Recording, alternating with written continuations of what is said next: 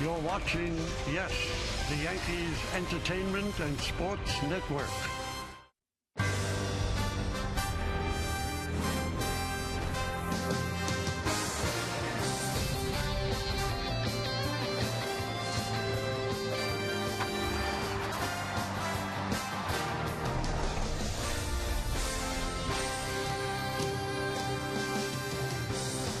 Here at Yankee Stadium tonight, the initiative is to keep America beautiful. So give out some seeds, plant those seeds, and beautiful flowers will bloom. And the Yankees, in turn, are trying to plant the seeds for another World Championship. As tonight, the Yes Network presents New York Yankees baseball. It's the New York Yankees against the Chicago White Sox in the final game of a 4-game set from Yankee Stadium in the Bronx, New York. Hi, everybody, and welcome to Yankees baseball, along with Outlighter. I'm Michael Kay. 2 tough losses for the Yankees at the start of this series, but last night it was really a big-time win for the Yankees. Well done overall, and they did it with the killer C's. I like that, Michael. Killer C's. I'll tell you what, Robinson Cano has been one of the certainly better hitters in the Yankee lineup in baseball. First inning, Mark Burley pitched a 5-ball game, 2 runners on, a 3-run homer, his 6th home run of the year. This was an absolute line drive home run, a rocket. Burley settled down. That's all that Bartolo Colon needed. What a start from Colon. 8 innings, 6 strikeouts. You talk about a guy that's showing dominance. This has been a great pickup, a great fastball. He had some fastballs in the 96-mile-an-hour range, had a good curveball, mixed the ball around, made these White Sox hitters look like they didn't really know what was coming. What a start for Colon. I'll tell you what, Al, if you look at the Yankee rotation last time through, starting with Sabathia last Saturday in Baltimore, 8 innings, 6 hits, good job and a win. Freddie Garcia, 6 shutout innings. A.J. Burnett, a tough loss there. Ivan Nova, he went as far as he's ever gone, 6 1/3 innings, 5 hits and 1 run. And last night, as Al was talking about, 8 innings, 7 hits and 1 run for Bartolo Colon. Let's take a look at tonight's starters, see if the Yankees can continue another run through the rotation, and they'll do it with CC Sabathia, 1-1, 2.73. Edwin Jackson goes for the White Sox, 2-2, 4.88. Now, we talk about how this run started with CC back in Baltimore. How did he do it? What's he been throwing? His dominance against the White Sox. All of that is explained when we return with segment 2 next on Yes.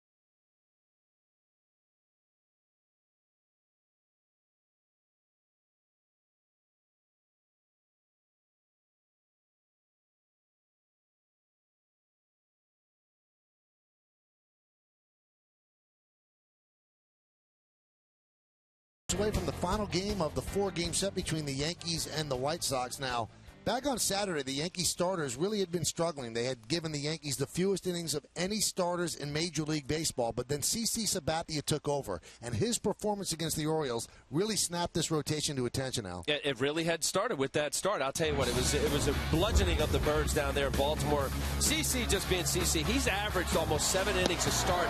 This was his first win of the season. He went 8 innings, 3 runs, 7 strikeouts. Love the fact that he uses his changeup as often as he does. Good power breaking ball, nice little key double play. He is an absolute horse, workhorse in every sense of the word in Major League Baseball. And you know what? He likes pitching against the White Sox. 16-4 and 29 starts against them. Great ERA. He has a strikeout per inning against the White Sox, and they hit just 238 against him. And his 16 wins, it's the second most wins he has against any opponent. Number 117 against the Kansas City Royals. So the Yankees are looking to split this 4-game set. And when we return, we'll have lineups, first pitch, baseball, all coming up next, right here on Yes.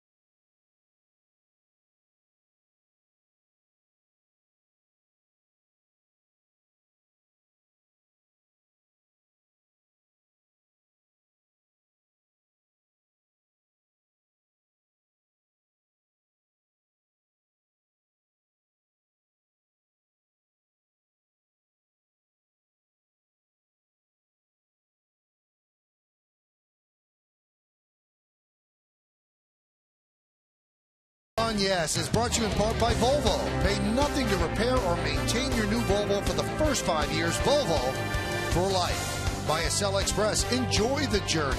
And by Pepsi Max, the official soft drink of the New York Yankees. Well, the Yankees have taken the field. CC Sabathia ambling to the mound, picks up the ball. He is ready to take his warm-ups, and we're ready to take a look at tonight's White Sox starting lineup, which is presented by Bank of America. Brent Lillibridge, you remember him from the other night. Those two great catches and righties and left today leading off. Batting second and playing shortstop, Alexi Ramirez.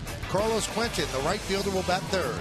Cleaning up, playing first base, Paul Konerko. Adam Dunn, the DH, will bat fifth. Batting sixth and playing center field, Alex Rios. Ramon Castro will catch. He's going to bat seventh. The number 8 hitter is the second baseman, Gordon Beckham. And Brent Morrell, the third baseman, will bat ninth. On the mound for the Yankees, making his 6th start of the year, CC Sabathia, 30-year-old left-hander. See his numbers more than respectable. He had his first win in Baltimore in his last start, 33 innings, averaging almost 7 innings a start, the .250 batting average against, 30 strikeouts. Nice numbers across the board. Let's take a look at the Jeep Pitchers Scouting Report. Home is where the heart is. How about this? 11-2 with a 3 ERA, and since the new Yankee Stadium, 20-5, including postseason. Loves it here. Loves the Pale Hose. 16-4 with a 3.82 against the White Sox. Adam Dunny's dominated, 200 batting average. Carlos Quentin, AJ Przinsky, all the guys that he has handled so far. A true workhorse, I tell you, since him He's been in the big leagues since 2001, second in wins behind Halladay, third in strikeouts. Innings pitched, he's third. This is an absolute ace on any staff in Major League Baseball. Well, he is ready, and here is Brent Lillibridge. Lillibridge, 6 hits in his last 13 at-bats. He's become a valuable player off the bench for Ozzie Guillen, and against the left-hander, they will put him in there rather than Juan Pierre. So Lillibridge is ready, and so is Sabathia. And let's do it here in the Bronx. The first pitch is a fastball strike. We're underway. The White Sox have taken 2 of the first 3 in this series, and if they win tonight, they will have won a series at Yankee Stadium for the first time since 2005. Yankees looking for a split of this 4-game set. Hot shot to Eduardo Nunez. He knocks it down, regains, and Lillibridge reaches. That was hit hard, but that should be an E6. Let's take a look at the Yankee defense, brought to you by your Mercedes-Benz Tri-State dealer. At third base, it's Alex Rodriguez. Derek has the night off, so Nunez at short. Cano at second. Chavez at first. Teixeira's shoulder bothering him a bit. Martin behind the plate. And in the outfield, Gardner, Granderson, and Swisher left to right, with Sabathia on the mound. So Eric Chavez in place of Mark Teixeira holding on Lillibridge, and they do score that at E6 on Nunez.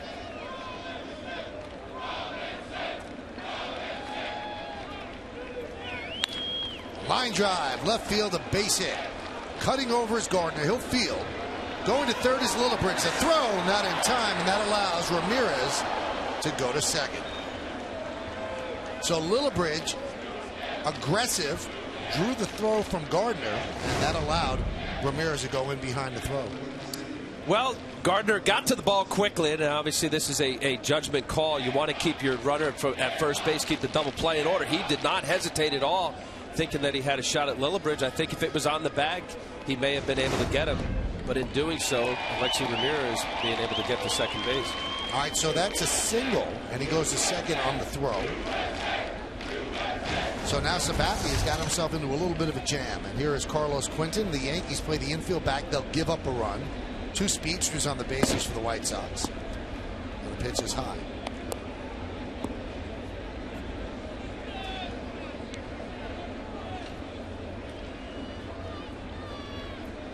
Boy, this is one of those starts you're just reeling right away. You're on your 4th pitch, now 5th pitch of the game, and in a heap of trouble. You know, there's always been a lot of talk with all the sabermetricians and the people that are addicted to the metrics, and they criticize Derek Jeter and the fact that he doesn't have great range, and all he does is win Gold Gloves. And this is not a knock on Nunez, but the greatness of Derek Jeter is a ball is hit at him, he's going to make the play. He's going to make the play. If you hit the ball at him, and there's something to be said for that. I don't think you just dismiss that. You really feel comfortable when a ball is hit to Derek. Now, that was a tough play for Nunez, but it started this inning. Yeah, it was a hot smash, a right call in the era. And you're right. There's something to be said for steady Eddie. Plays that should be made are made. And I agree. Derek Jeter is as good as any. Yeah, you're right. You could talk about the sabermetrics and range and all that. I know, standing on the mound, you want your guys, yeah, flash is great, and certainly somebody who can get to balls that most people can't. But when a ball is hit to you, you want that out. That's right.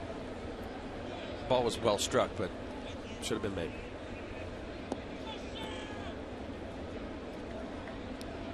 Yankees in the middle of 16 straight games, then they have an off day, and then they play 16 more straight without a day off. So Joe Jordy trying to be smart, giving Derek, who's going to be 37 in June, a day off. And that's why Derek's sitting tonight. The 3-1. Ground ball to A-Rod. He's going to come home. And they get him. Good play by Alex Rodriguez. They get Lillibridge at home. Completely instinctive play. Off the end of the bat slightly, but hard enough. Now Alex Rodriguez knows the runner, and he knows the ability of his arm strength to be able to get that play at home. He did not hesitate. He couldn't hesitate because Lillibridge has plenty enough speed. He's got a 2, 3, 4 hopper. He sees where the runner is. Now it's just a firm strike to Russell Martin. Let's take a look at it with the IOTV HD Super Shot. Blocking the home plate, nice. And the tag right before that foot hit home plate. And another good part of that play, for some reason, Alexei Ramirez did not advance to third. He stayed at second. So now that keeps a double play in order all around. Konerko with a high fly ball to right field. Swisher will make the play. Tagging is Ramirez, but the throw is cut off by Nunez. Now you can see why it was important that Ramirez did not advance to third.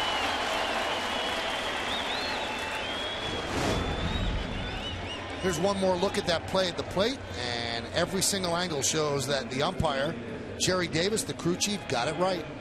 Bang, bang play, but he got it right. Now, second and third, nobody out, and Sabathia is 1 out away from getting out of the jam. Yeah, that's a great play on Alex's part, and the running mental error of Alexei Ramirez just saved the Yankees a run.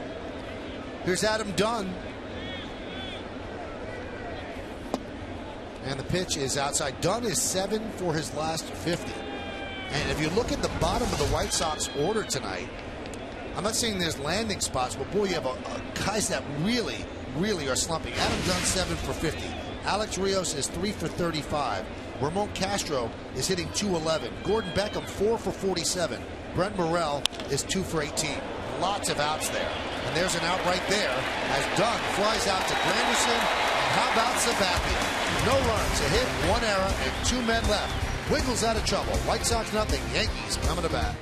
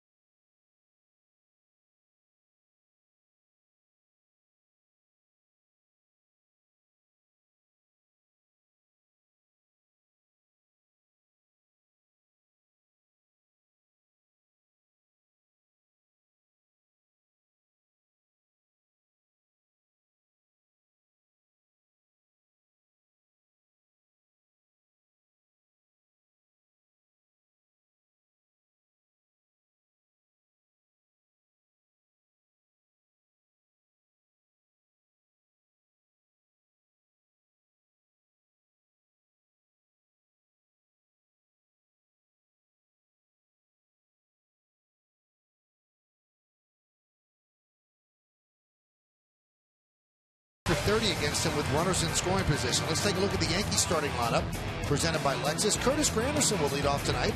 He's playing center field. Batting second and playing right field, the slumping Nick Swisher. Robinson Cano at second base will hit third. Cleaning up and playing third base, Alex Rodriguez. Eric Chavez at first base will bat fifth. Batting sixth and catching, Russell Martin.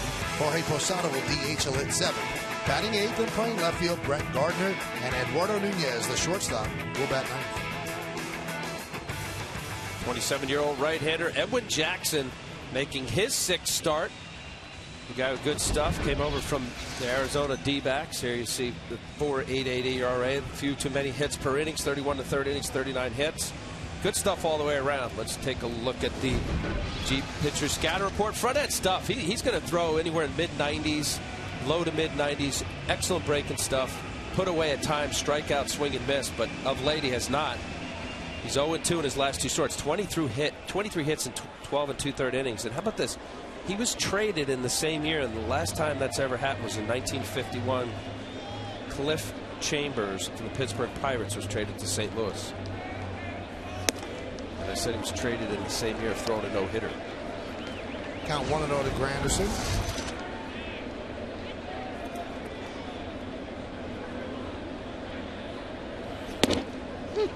Well, the White Sox starters, in fact, their entire pitching staff, they've done a very good job against the Yankees. They've allowed just 5 runs on 13 hits in these 3 games.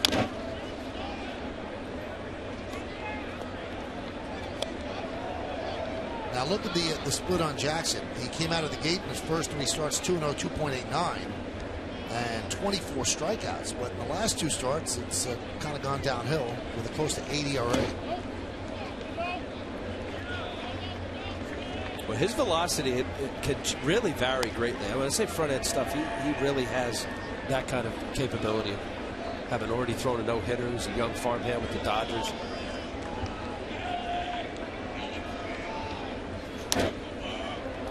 Edwin made his major league pitching debut on his 20th birthday in 2003. And before that, he had said that he had only attended 2 major league games in person, both Florida Marlin games. So in his 3rd game, he was on the mound. The 2-2. Grounded sharply to second. Beckham. 1 out. Let's take a look at the White Sox defense, brought to you by your Mercedes-Benz Tri-State dealer. In the outfield, Lillibridge, Rios, and Quinton. That's left to right. In the infield, Morel, Ramirez, Beckham, and Konerko, 3rd to 1st. Ramon Castro is behind the plate. And Edwin Jackson is on the mound.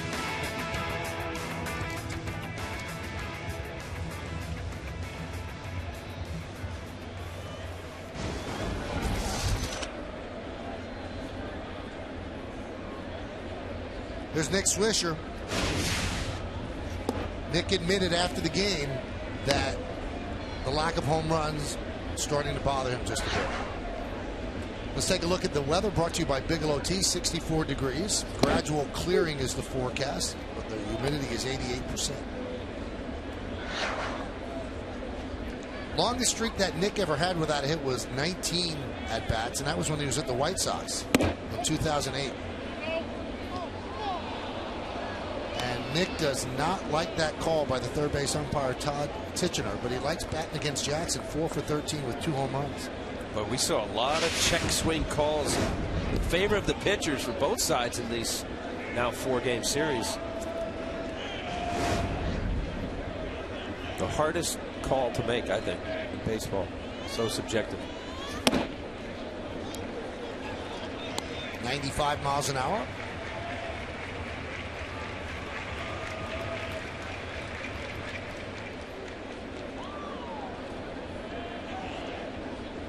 And the 2-2. Missed outside.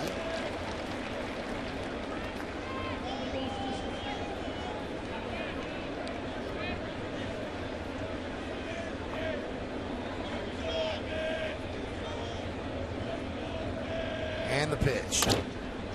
Grounded to 3rd. Morel. And Nick now has tied his career high with an 0 for 19. Tonight's closed captioning brought to you by Verizon Wireless. Well, the fact that Nick Swisher admitted to that he is thinking about it, I think that's the start of finally coming around. I mean, a lot of times you hear players, I'm not thinking about it, it's not bothering me, I'm just trying to get my bats. You got to get to a point where, what exactly is going on, whether it's mechanically, mentally.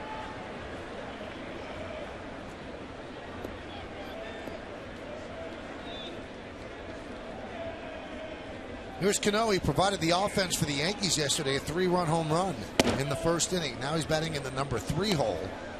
And I'd say on the vast majority of teams in Major League Baseball, Robinson Cano would be the number 3 hitter. Usually put your best hitter at number 3, but with this lineup, it makes more sense for him to bat 5th behind Alex and have the switch hitting Mark Teixeira in the number 3 hole. But with Teixeira sitting down today, Cano is batting 3rd, and that's what he does as a number 3 hitter. Only 5 games, 7 for 19, a home run and 8 runs batted in. So when he's hitting 3rd, it's A-Rod providing protection for him rather than the other way around when he's batting 5th.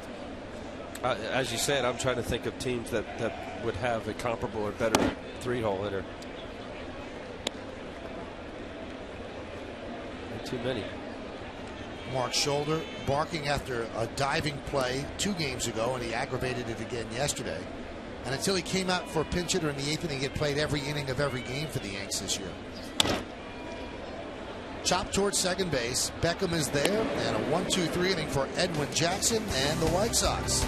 One of the books here in the Bronx. There's no score. You're watching Yes.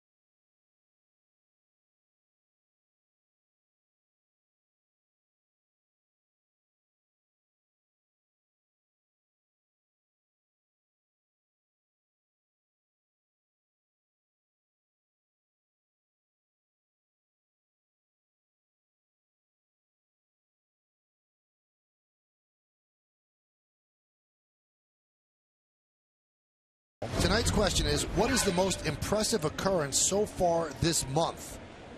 You can text your vote to 58772. Standard text messaging rates apply. And here are your choices. Andre Ethier's hit streak. Chipper Jones passing Mantle and RBIs. Jared Weaver 6-0, 0.99 ERA. And the Rockies and the Indians with the best league records.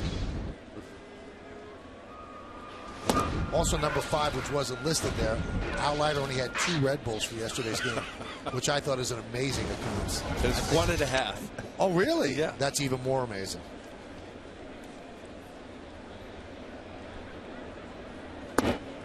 Swing and a miss. I don't know. Jared Weaver, 6-0 with an ERA under 1. That's Bob Gibson. And this is his free agent year. The 1-1. 1-2.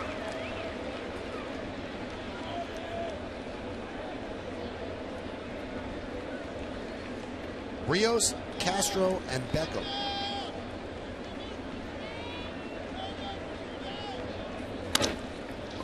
Grounded to short.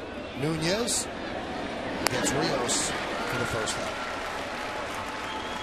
IOTV offers incredible HD picture and sound. Get the best in HD free. IOTV is the official HD service provider of Yankees baseball on Yes. Joe Torre used to say one of the worst things was resting Derek Jeter. He said he annoys people on the bench. He gets antsy, fidgety. He didn't look too fidgety there, right? Right there, yeah. He seemed fine. But it's early.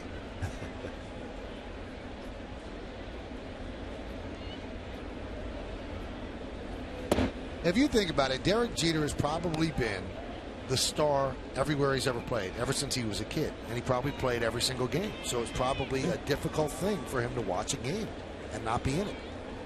And in the center of the diamond, captain, shortstop. Other than the catcher, that's the leader of the field right there, infield, center field being for the outfield. Knowing the pitches, looking in, being part of every play.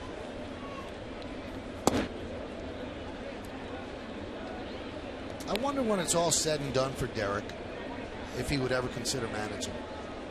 I've heard him talk about wanting to own a team one day.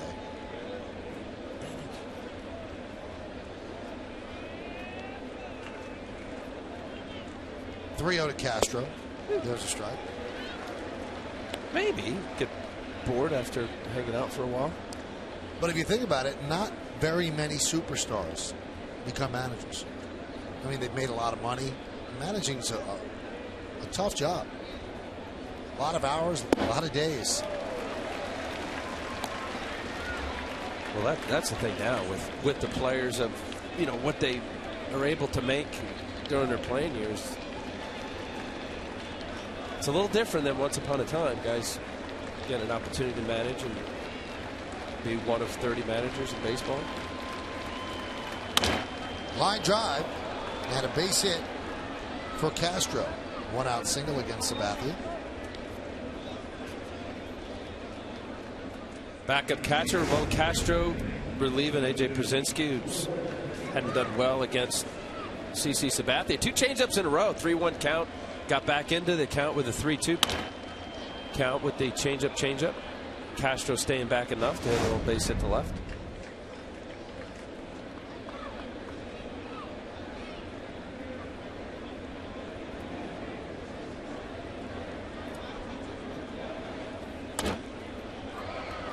Now, I just did a quick perusal of the standings out. Yeah. And the biggest stars that are managing right now would be Dusty Baker. He was a pretty special player. Don Mattingly with the Dodgers. Mike Scioscia was a good catcher. I don't think you'd call him a star. Ozzie Guillen was a very good player, but I wouldn't say he's a star. Fouled straight back here, so it would probably be Mattingly and Baker. Yeah. And you know what? Kirk Gibson was a star. Yes, Gibby.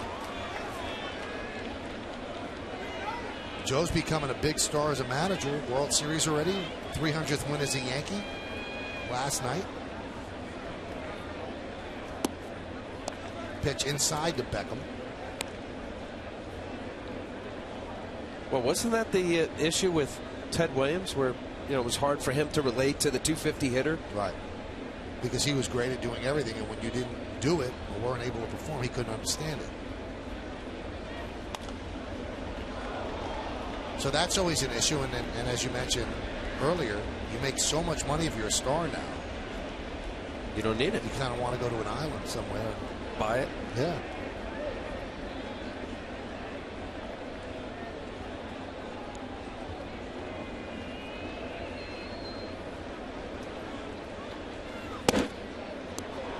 Count 2-2.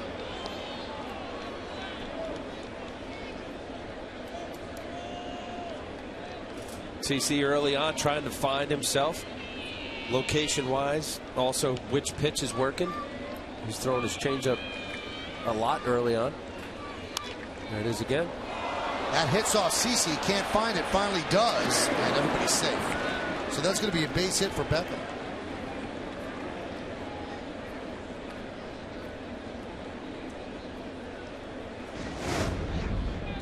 Right back up at the box. He gets out in front. Beckham did. CC not knowing where the ball was after it hit off. Look, did it hit his glove? I think it hit his glove. That's all it took for Gordon Beckham. He's got speed. Frustrating. You get a nice little comebacker, tapper to you. Not be able to make the play. So Castro's at second. Beckham is at first. Here's Brent Morrell.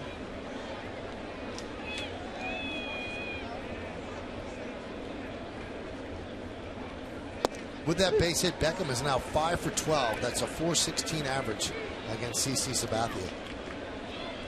And I don't think there's any rhyme or reason to people that own pitchers.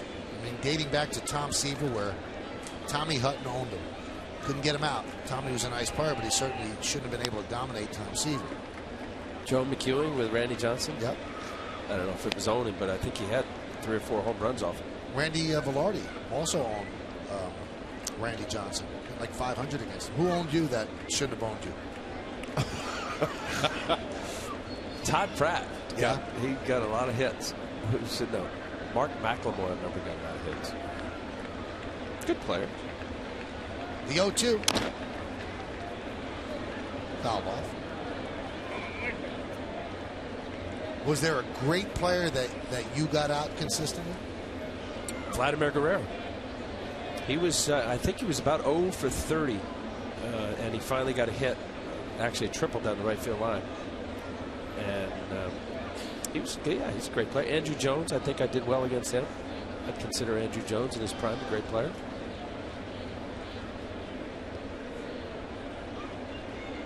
The 0-2. Swing and a miss. Morrell down on strikes for the second out.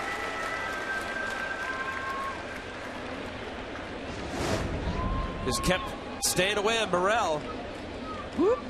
His behind was in the dugout. It looked like he was looking in. He definitely was in protect mode. That ball was about a foot outside.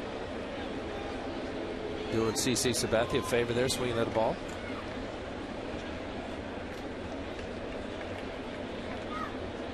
Here's Lillibridge. And a strike. Yeah, early on here, just it's an uncomfortable start the way it started for him with the error in the first inning. Now he's got flipped the lineup over in the second inning. You're facing the first batter of the lineup. This doesn't look comfortable. But it's early, and it's CC Sabathia. That's where you go into a game, Larry Rothschild, the pitching coach, you watch closely, you go over a game plan, a scouting report, warm up, see what's working, see how you feel.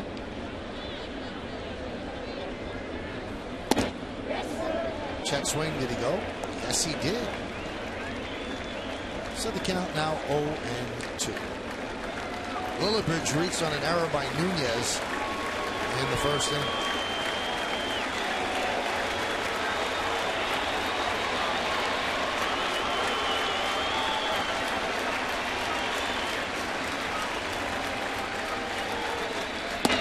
Breaking ball, strike 3. Lillibridge down looking. So again, CC wiggles out of trouble. No runs, 2 hits, and 2 left. 4 White Sox stranded in 2 innings. It's no score.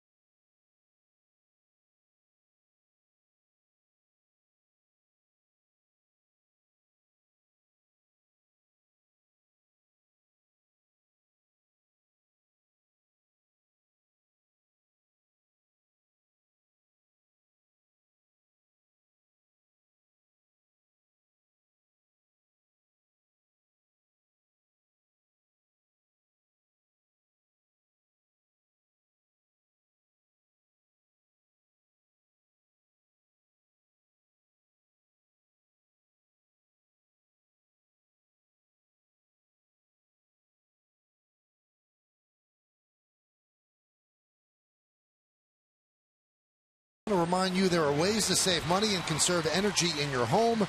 You can save up to $700 on your energy bills and make your home safer and cooler this summer. To learn more, go to getenergysmart.org.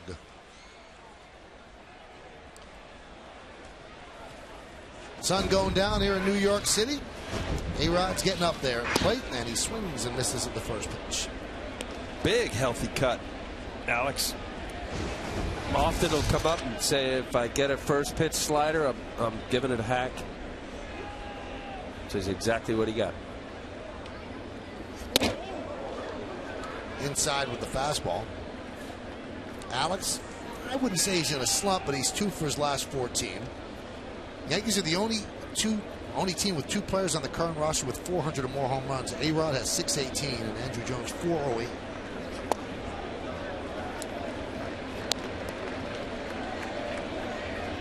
You don't think of Andrew Jones as a home run hitter, but 408 home runs. You think of him as a great defender, but he can hit.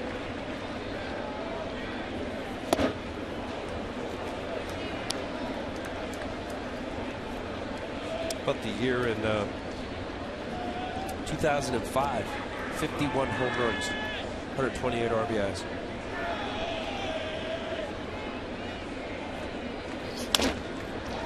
Rounded to short. Ramirez.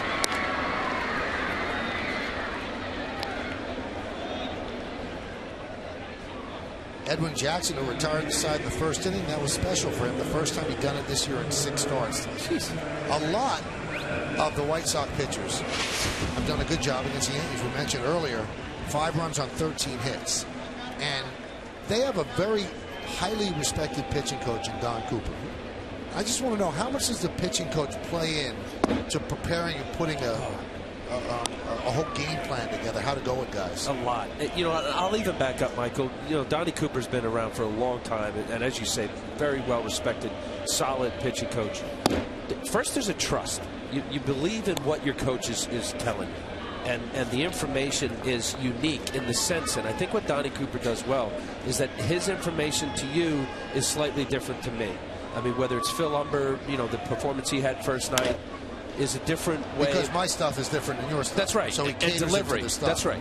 You know, there are cookie cutter coaches. There's no doubt about it. That if you don't fit in their box, you know, they have a little bit of problem with that. Let me show you where you need to be. As opposed to with Donnie, he's a guy that, okay, this is your delivery, this is your strength, this is your weakness, and this is how we're going to try to refine it. And then, of course, scout report. I think their scout report during the series is excellent. Early on, some hard stuff, and big dose of breaking balls. We saw a lot of curveballs in the first game with Phil Humber. I thought Gavin Floyd looked as good as I've seen him. And again, great curveball. And after the first inning with Burley last night, the 3-run homer from Cano, I mean, it was just an arsenal of off speed, just enough to frustrate some of the hitters, especially the Yankee hitters that have been struggling. So put me inside that scout meeting. Is it the pitching coach, the catcher, and the pitcher before each game? And the bullpen coach. And the bullpen coach. Bullpen coach is a 1A pitching coach. You have 2 pitching coaches, basically. And Eric Chavez was. The whole pitching staff. The first meeting, Michael, is the whole pitching staff would sit around.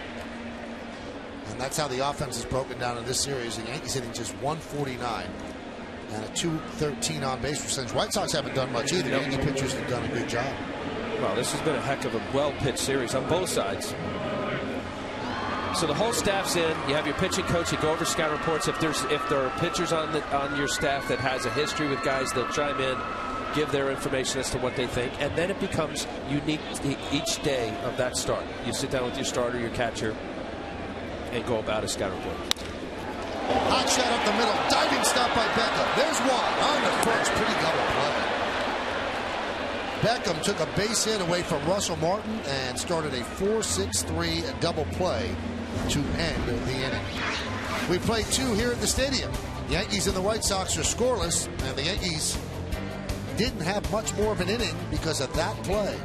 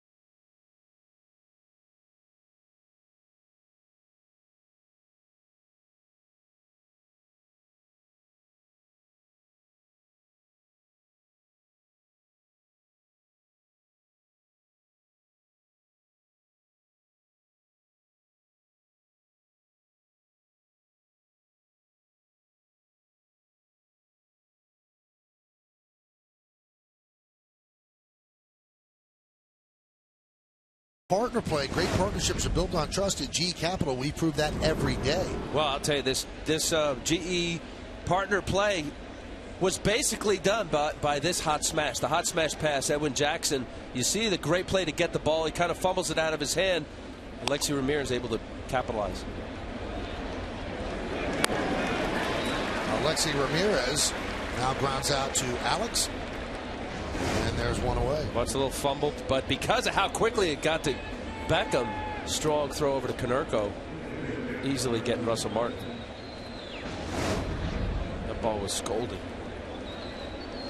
Now, Al, you were talking about the effectiveness of White Sox pitching coach Don Cooper. What a good job the pitchers have done. You see the Lincoln scoreboard, no score. Top of the third. The Yankees have been scoreless in 25 of the last 28 innings in this series against the White Sox.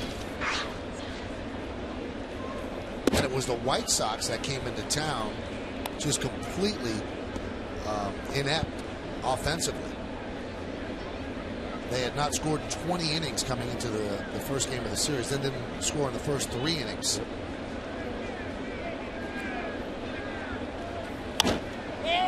High pop-up. Shallow left. Going out Nunez. Coming in Gardner. 2 outs.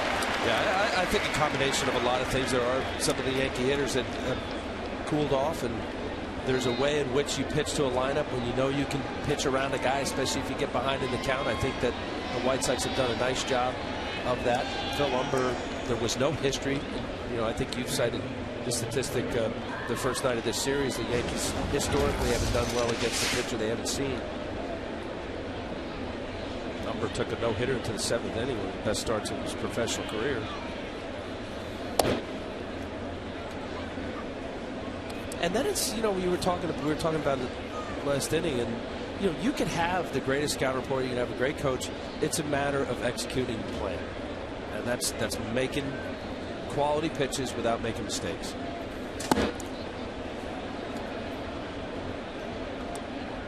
Staying away from counts like this, the 2-0, 2-1, 3-1 count.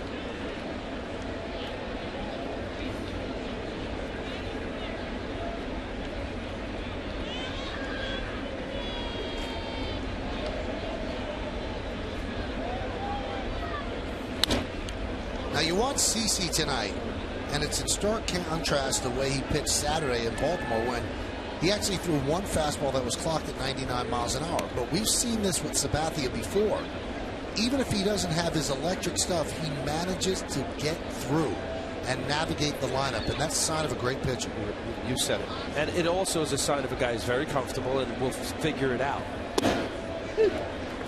Figure it out, what does it mean? It means if he doesn't have the stuff, as you're saying, Michael, and your velocity's off, there's a great pitching line against the Orioles. You don't improvise. You have a plan B, and the plan B might carry you through a couple innings, and then, oh, look at the velocity. I've picked up a few miles as you get into the game. Slow roller toward Nunez. He's there. Canerco doesn't have any speed. And CC works on 1-2-3, 8-pitch, 3rd inning. We go to the bottom of the 3rd. There's no score on yes.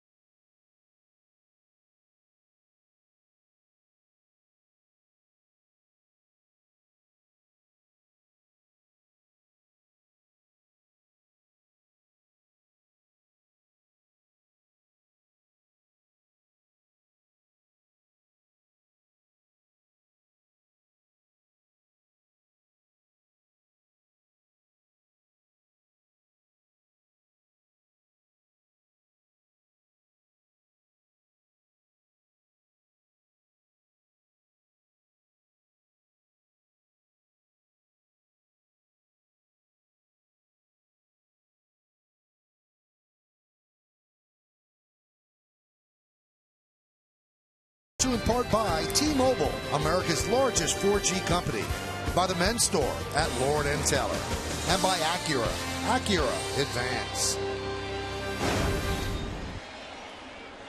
Lincoln scoreboard, there is no score. 0-3-0 for the White Sox, 0-0-1 for the Yankees. Yankees have had a base runner. Chavez walked in the 2nd, but was erased on a double play. Now it's the bottom 3rd of the order. Posada, Gardner, and Eduardo Nunez. There's a strike. I see some umbrellas popping up. I hope it's just for the sun, which isn't out. Oh. Yeah, it's starting to rain, Michael. Way to go. It's my fault?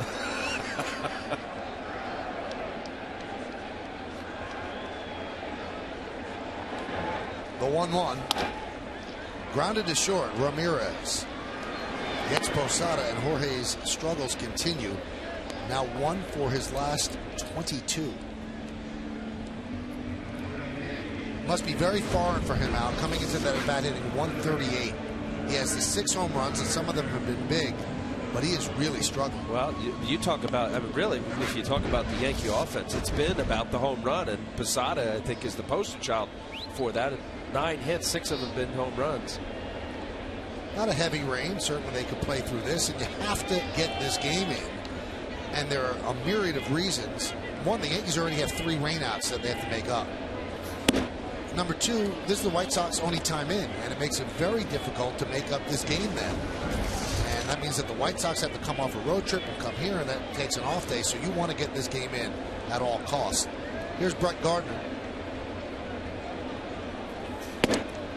Brett's been doing an awful lot of that, and he's getting himself into holes. Now that time he took a ball, but he's running the hands up the bunt and not bunting. And he is struggling as much as anybody on the team. 4 for his last 41, hitting 145, and Brett's a better hitter than that. On base percentage of 197. Well, I agree, and that was a good take. He was going to bunt, or it looked like he was going to bunt, trying to bring in Brent Morel. And that's the idea of it, where if he got his swing is right, you create a hole here because your third baseman is in so far. A hard ground ball is by your third baseman.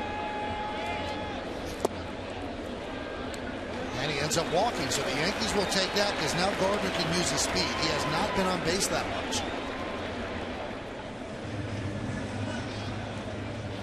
So let's see if Joe tries to create something.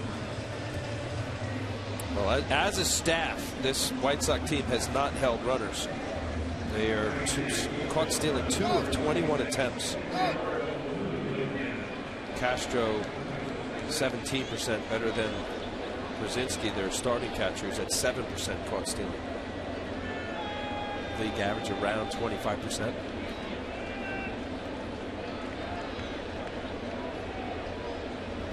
You go from 8, 9, and 1 in the Yankee order. A lot of speed there. Gardner, Nunez, and Granderson. Nunez has a live bat, too. You make a mistake with him, he'll make you pay. He beat out the incumbent backup infielder Ramiro Pena during spring training because he could play some outfield, and his bat is a little livelier than Pena's.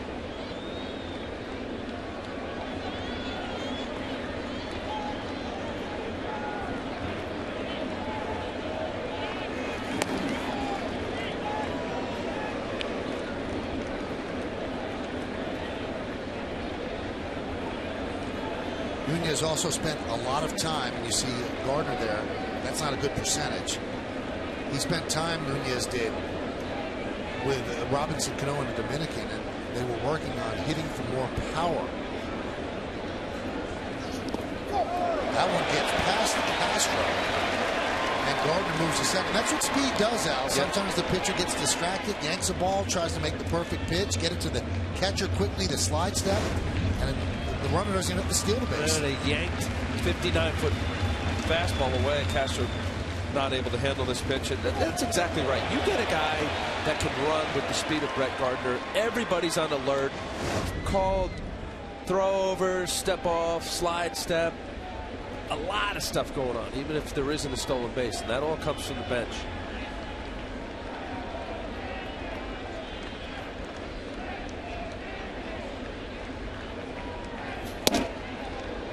Count 2-0. And you get a good pitch to hit. You start worrying about the runner as to keeping him at first, or now here hoping that he doesn't get a big lead. Now you'll have Beckham. He'll be trying to keep him close. Hitter, you keyhole is middle of the plate right here.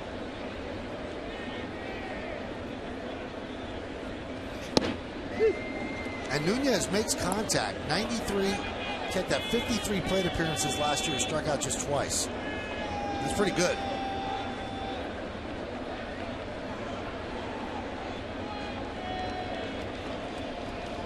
prorate that over a full season, that's about 24 strikeouts. Not too bad.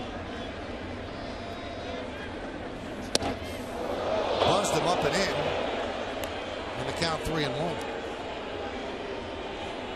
Well, Nunez's natural stride is slightly toward. Well, I think he thought that was a little closer. That had a little hair on it coming in tight up against the letters.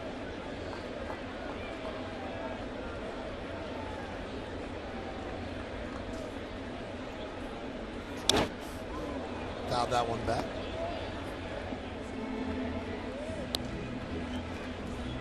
Best year Nunez had in Double-A. Trenton in 2009, 322 batting average. Not a good ratio. 40 pitches, 21 of them out of the zone.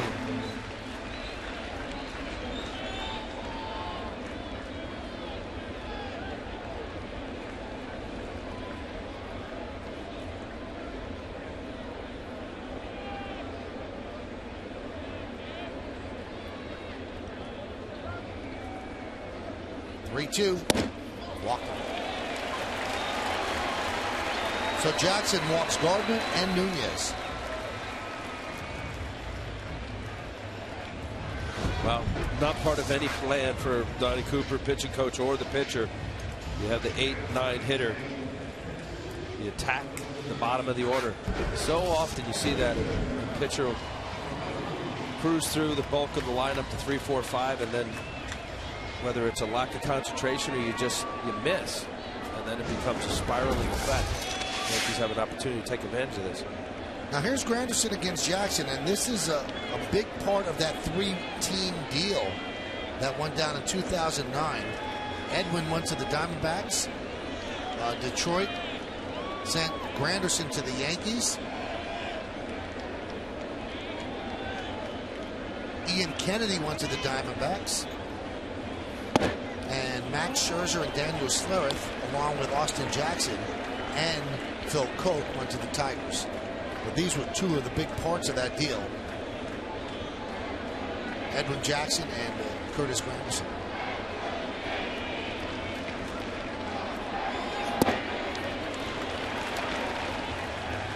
Let's check out the Delta League leaders. And the Yankees as a team, well, they lead the American League with 39 home runs. And a lot of their offense is generated via the long ball, and Granderson has 7 of those home runs. Over 62% of their offense, Michael.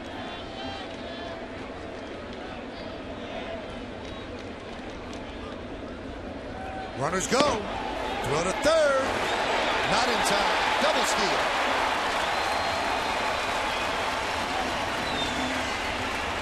That's why you want Gardner to get on base more. And he had a couple shots, and looking at what the pitcher ended up doing to Jackson, this is a perfect strike. Oh boy, just didn't get the tag on it. That ball beat Gardner. Morel getting to the bag quickly, catching it up a little bit in front of the bag, and Gardner getting in there. Good call. Infielders back, they'll give up a run on a ground ball. 3-0 count to Granderson. 3-1.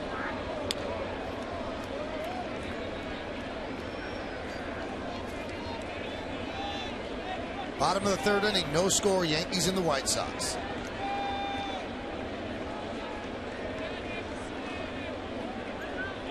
I think that got a piece of Mick Kelleher, the Yankee first base coach. Tried to skip rope, might have just nipped him.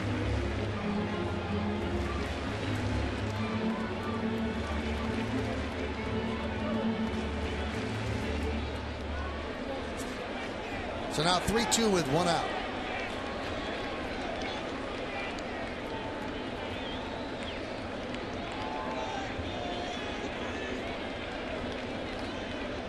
The pitch. Foul back to the screen. Let's see Mick jumping out of the way. Just got him on that left toe.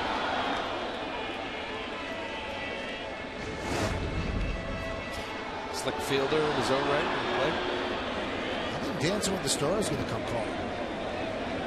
Pretty nice move.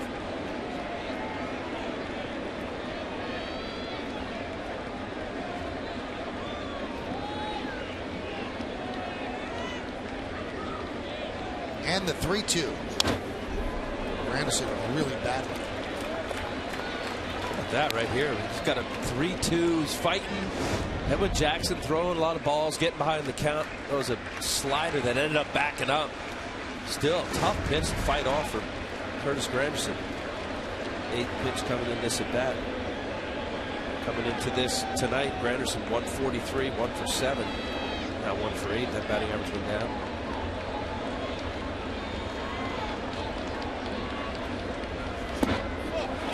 How about this? Edwin Jackson has walked the bases loaded.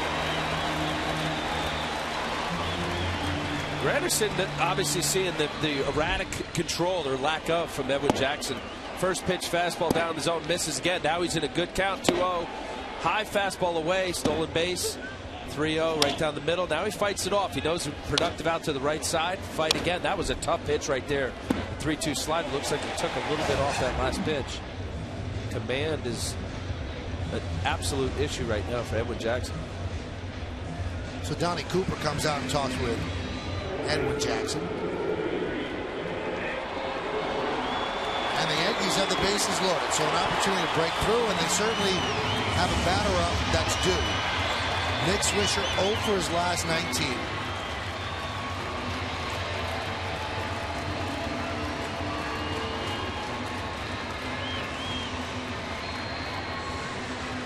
Great speed on the bases. Maybe 3 of the fastest Yankees from third to first.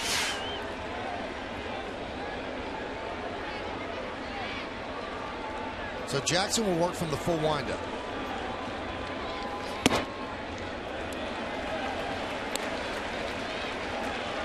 Bases loaded. Did you say stretch or wind up? Absolutely. Not a good idea in my opinion. Any ball to the outfield, you have a huge secondary lead for the respective base runners. Nunez to get way off all these guys.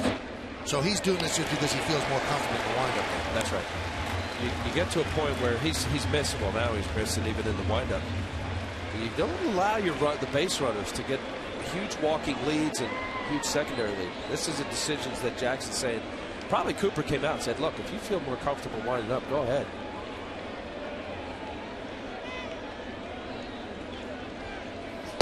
There's a strike.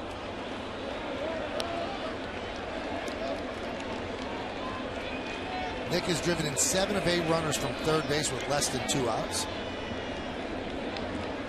And that's the situation he's in right now. He wants to stay away from the double play.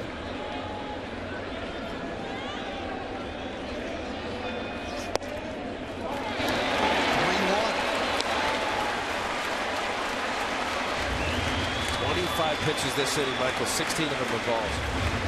I know Nick Swisher's been struggling. You got to be patient enough to say, okay, if it's not right in my little sweet nitro zone, I'll take it.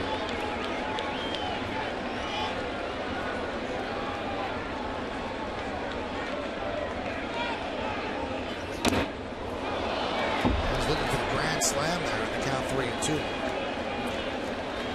Well, that's where you know when Nick Swisher's out. A guy's got a very good eye, takes a lot of pitches, will walk. That was a walk. That's a ball 4 right there. You see that ball down. Pull his head off.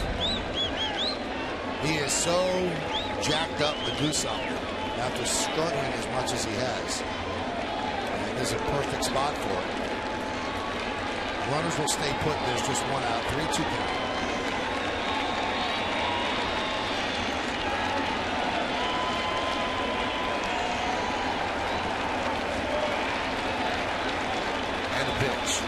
He walked him. 4 straight walks by Edwin Jackson.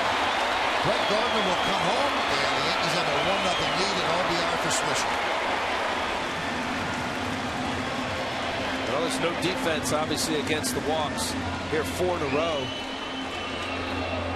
Certainly, Edwin Jackson's not wanting to do that. You get to a point as a pitcher, just put it down. Forget corners. Put it down the middle, down the zone, and take your chances. Now you got Robinson Cano. As good a hitter as anybody in the game.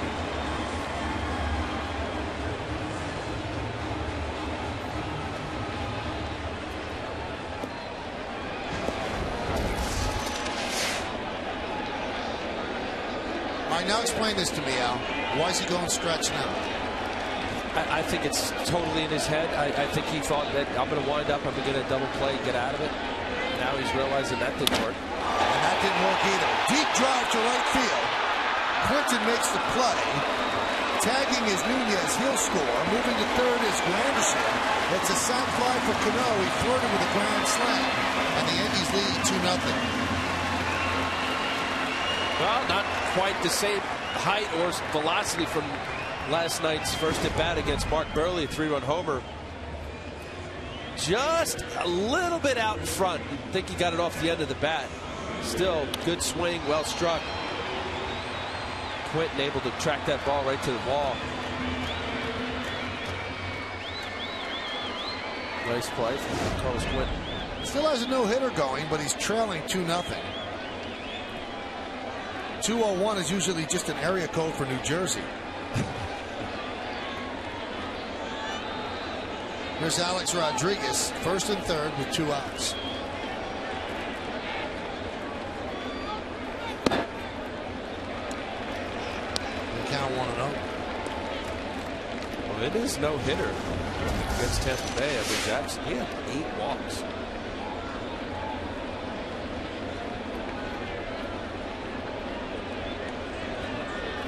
This would be his 30th pitch of the inning. 58th overall. And it's a strike. Well, that's why Edwin Jackson, in his own way, is a tease. He's got electric stuff and should be much more successful with that stuff than he is. And there's always going to be a team that's going to be willing to take a chance. Whose pitching coach thinks I could straighten him out. Alex has great numbers against Jackson. 9 for 23, 3 home runs. Check swing and foul off. Well, you said it, Michael. That describes a lot of pitchers in Major League Baseball, where there's the special arm guy that throws in the mid-90s at times, has no-hit stuff, as Edwin Jackson not only shows but has done it already. A guy like White Sox, Tony Cooper, there's something mechanically we can work out, like his arm. But at any level, you walk guys and get bad counts, especially at the major league level. Hitters are going to make you pay. 1-2. Now, I told you that Alex is 9 for 23 with the 3 home runs. Also 3 doubles out of those 9 hits. So 3 singles, 3 doubles, and 3 home runs. Yankees looking for their first hit of the night, but they have 2 runs already, thanks to 4 walks and a sac fly.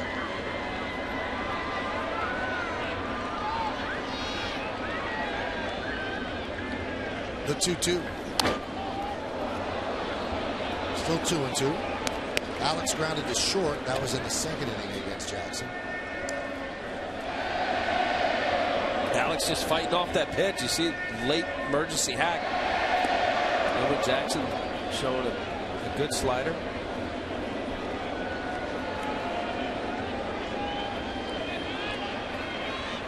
CC doesn't mind the wait as long as he's getting some runs. You got that right.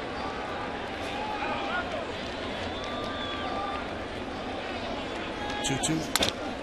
Rounded up the middle. Becker. That'll do it. So the Yankees, 2 runs, no hits, 4 walks, and 2 men left. We've played 3. It's 2-0 Bombers.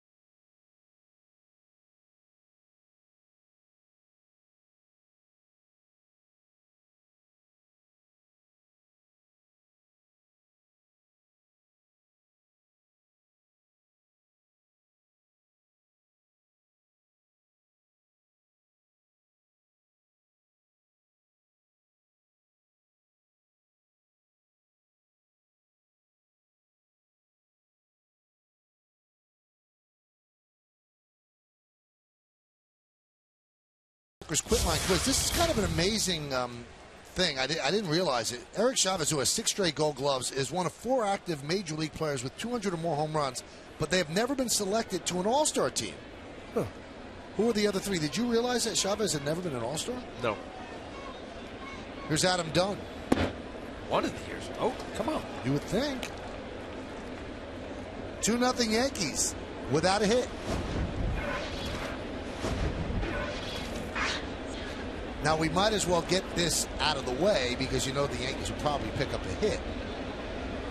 But there have been instances of no-hitters being pitched where the pitcher loses, and it happened to the Yankees, ironically enough, against the White Sox. Andy Hawkins was on the mound. And Jim Leyritz was playing left field, and there was a terrible sun at the old Comiskey Park, and he dropped the ball.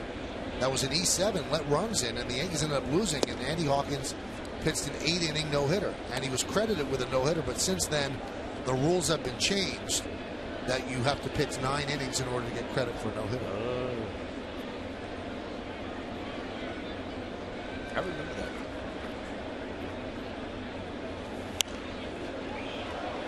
Foul back. Let's check out the Home Depot hitter scouting report on Adam Dunn. Well, I put DH there. He's been in the National League his whole career, 354 career home runs, all as a National League player. This is a little different. He has struggled. There's no doubt about it. 169 batting average.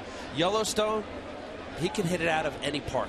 I'm talking about Yellowstone Park as well. And the lore with him was that he supposedly hit over a 500-foot shot in high school. He made the right choice. How about this during the draft week, Michael K? 1998, he was drafted by the Reds. He reported to University of Texas football. There's a guy, Major Applewhite, there, along with Chris Sims, and he decided, you know what, I'm not going to be this football thing. I'll play baseball. That one is driven out to left field. Gardner back. If my memory serves me correct, Al, I believe that Texas won a national championship behind Major Applewhite. He had 30 in 2 high school football seasons, 3,500 yards. Quite the athlete, big guy. I'm told my memory serves me incorrectly, Al, that they did win a national championship under Major Applewhite. And who exactly would tell your memory that? Well, Bill Bolin and Mike Cooney, our producer and director today, they used to cover college football at that point, so they're very certain it didn't happen. Well, then I wouldn't question it. And I'm wrong.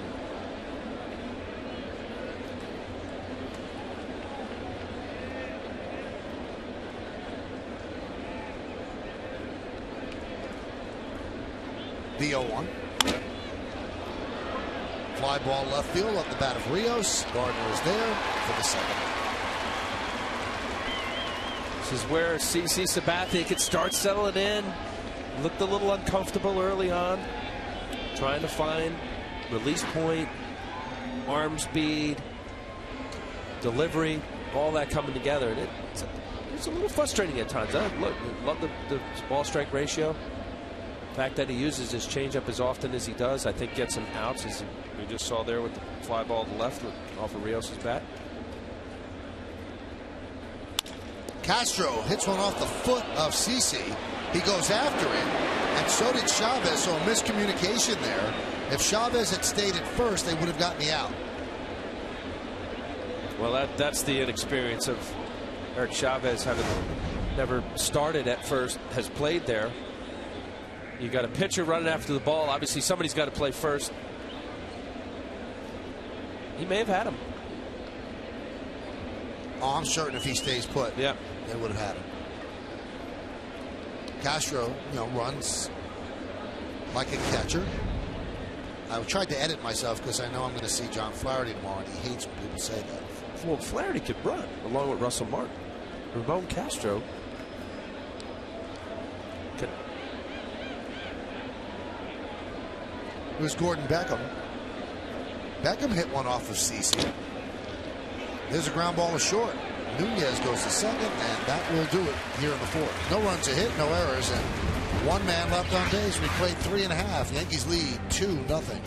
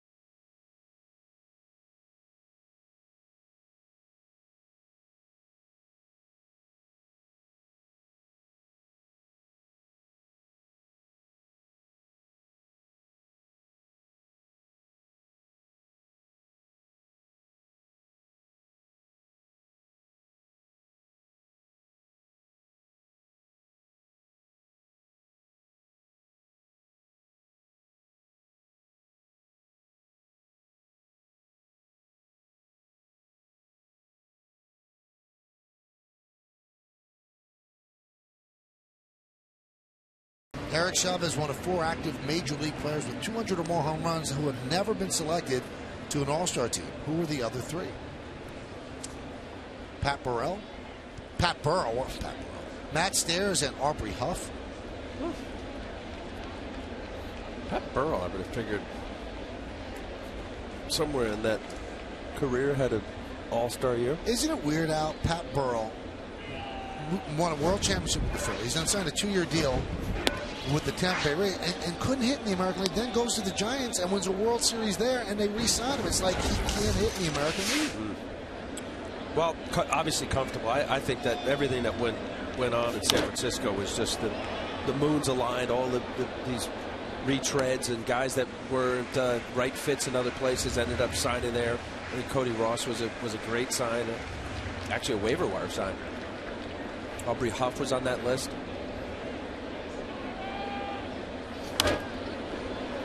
Chavez fouls it away.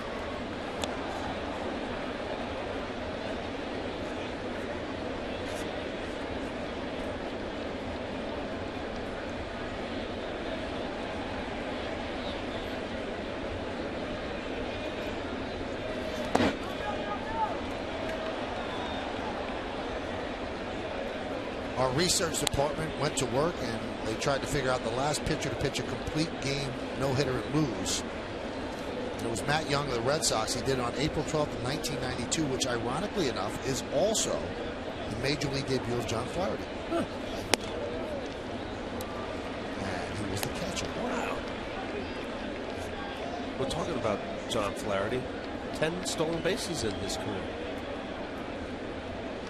John's going to be with us tomorrow along with Paul O'Neill as the Blue Jays come to town.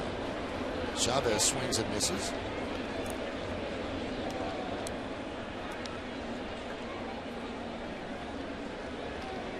Last year, Edwin Jackson had a no-hitter, but look at the pitch count. Well, AJ Burnett pitched a no-hitter for the Marlins, had 9 walks. Yep.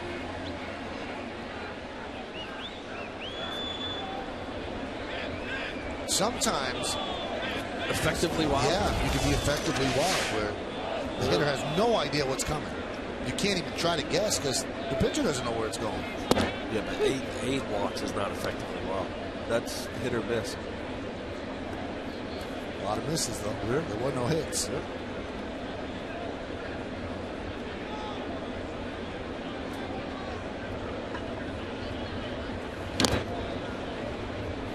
Count 0-2.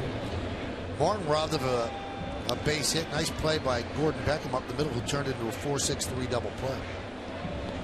You talk about the rhyme or reason. When you watch enough baseball games, you'll see swinging bunts and broken bat singles for RBIs. That ball was smoked. Nearly took off Edwin Jackson's head. Hot smash up the middle, end up getting nothing for it. A double play in the inning.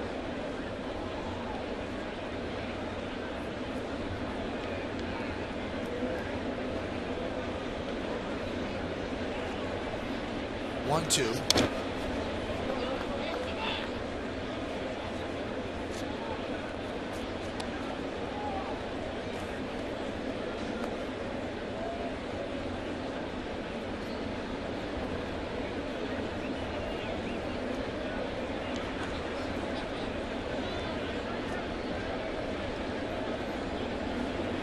And the pitch.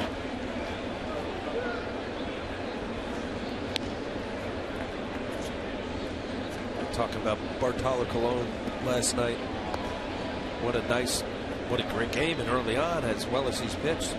You're going to put Russell Martin in there as well. Free agent signed this winter from the Dodgers. Swing and a miss. 2 straight strikeouts for Edwin Jackson. Last June, Edwin Jackson did pitch a no-hitter as a Diamondback against the Tampa Bay Rays. 149 pitches. And the celebration is on. Now, we talked about that last week. But let me throw it at you. What's the wisdom of having a guy throw 149 pitches? Because he had a no-hitter. So what if that's the last game he ever pitches, Al? What if he blows his arm out? He didn't. He's still there. He's throwing a good ball game tonight. You know, I know we did talk about that because what was it, Josh Johnson with the Marlins? Right. But that's 13 fewer pitches than the 162 that you threw, and that was a big deal. That's just 13 fewer pitches. Well, I think there's different ways of getting there, and 149 is pretty high. So, I mean, could you imagine that? I mean, if there were the pitch count scrutiny as it is now. It's happened before. Okay, but how many of the, and I don't want to do the old time, you know, old school guys, but, you know, often I think there were many games in which they pitched upwards of 150, 160 pitches. That one is lined into center field. Rios is there, and the Yankees have yet to get a hit through 4 innings, but they lead 2-0. That's all they care about as they go to the 5th.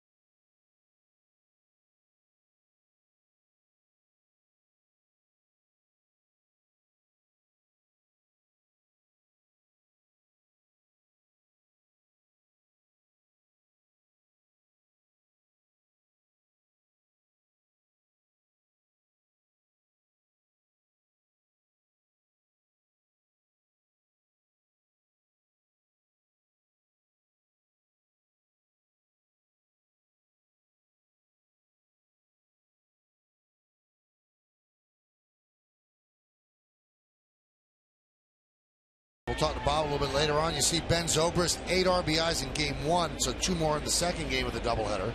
They're playing the Twins without Joe Mauer, and that Mauer's going to need a rehab assignment in the minors as he tries to get his legs stronger. And Travis Snyder, who's really been struggling for the Blue Jays, he was optioned to their AAA farm team. Top of the 5th inning, it's 2-0 Yankees. Brent Morrell takes a pitch high from CC Sabathia. The day's not done for Zobrist. 10 RBIs.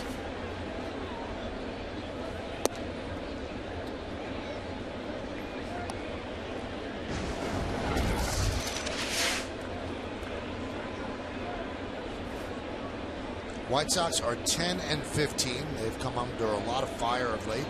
The lack of hitting. They've gotten off to a bad start. High payroll. And Ozzie Guillen taking a lot of the heat. But talked to Joe Girardi on WB Mason Presents the Joe Girardi Show. And we talked about managing against a guy like Ozzie. Ozzie is a seat of the pants sort of manager. High fly ball deep right. Swisher. Puts it away on the track.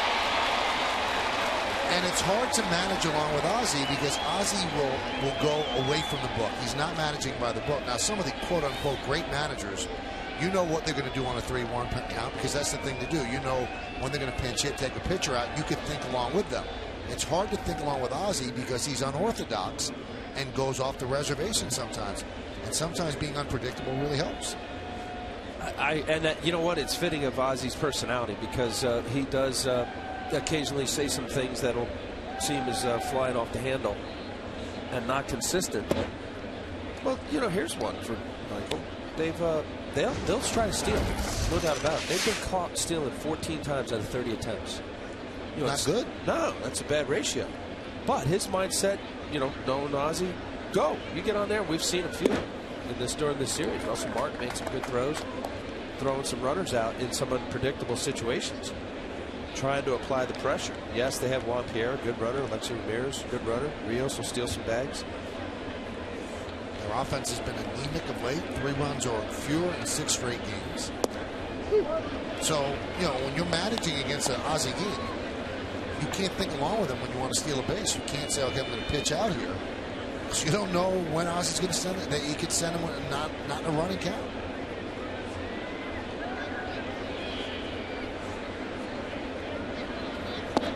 And part of that too, applying the pressure, and Ozzie, the White Sox, definitely tried to do that during this series, is the fact that they're not hitting.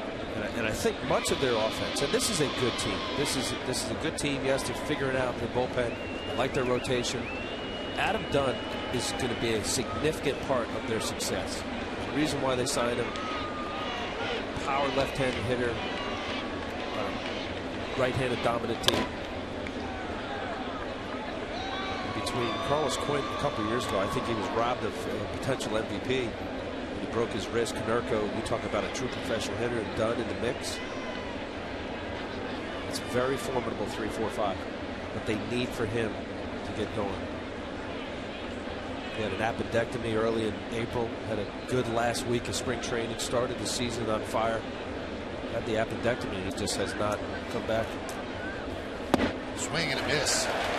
There's that changeup. Lillibridge down on strikes. Well, Dunn took a chance, though. Dunn did not want to sign with an American League team and be a DH. He didn't want it. He was looking to sign with a National League team or an American League team where he could play in the field. There's a circle change right here. This is a beautiful pitch from CC Sabathia, and you talk about a guy that really could be on a given day, and he hasn't shown that velocity tonight. But when he does it, he will throw this pitch often, a high percentage tonight. Great changeup. And that's where I think what has now set CC even at another level of greatness. A perennial Cy Young Award candidate is that changeup, being comfortable with it. A true 3-pitch pitcher. And now here, Michael, look at her. We're seeing some 94s. So he's finding it as he goes along. 64 pitches into it.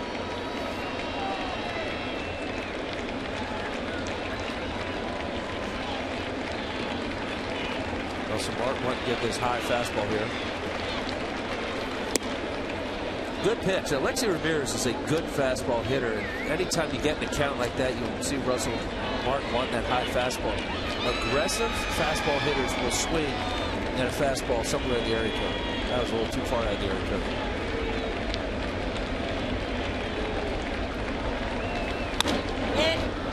Popped up. Shallow center. Granderson is there, and he'll make the play. 1-2-3 inning. And with rain in the area, it's significant to note that it is now an official game. Halfway through, Yankees up by 2.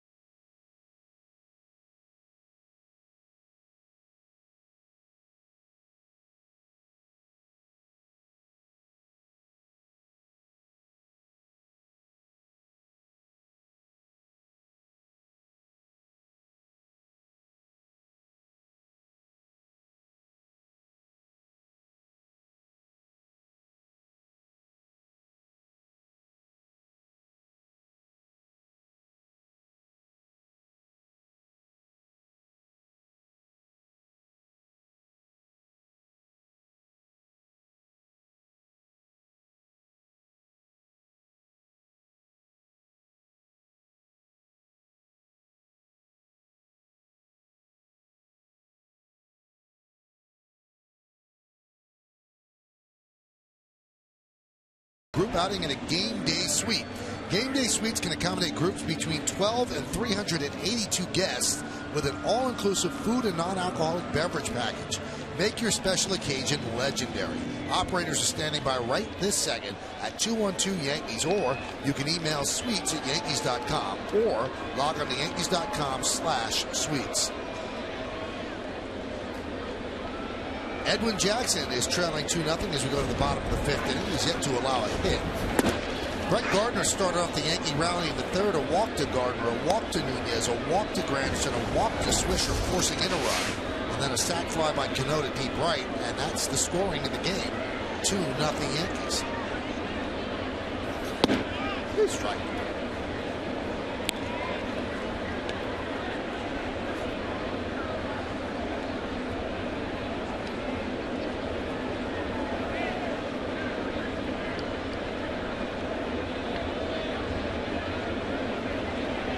A 1-1.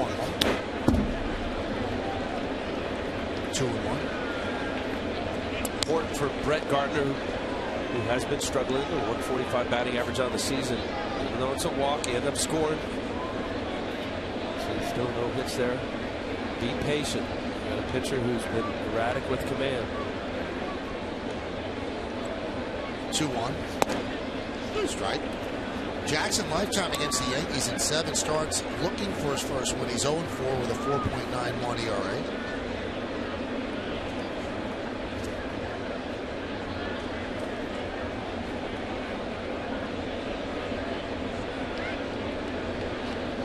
And the 2-2.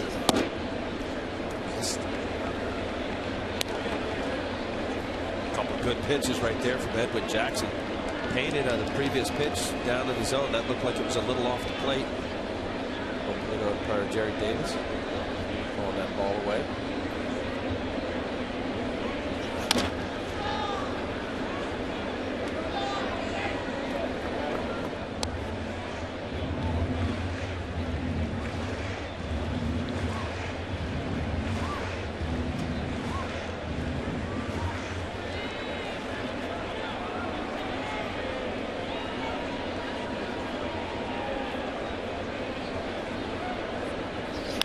That one is driven deep to right field. There it goes. See ya. First hit. A solo home run by Gardner. And the Yankees lead 3-0.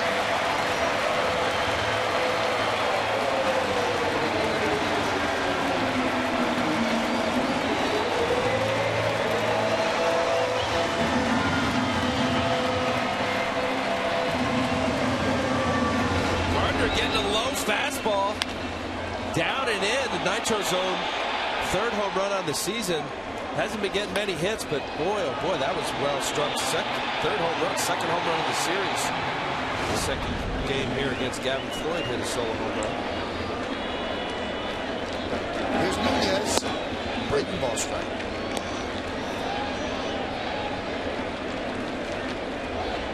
Speaking of home runs, Nunez had his first career home run against the White Sox August 29th of last year. That one he wraps in the left field.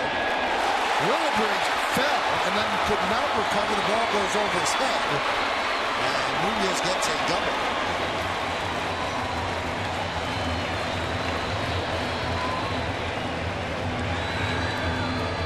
He didn't fall on Tuesday night when they needed him to fall.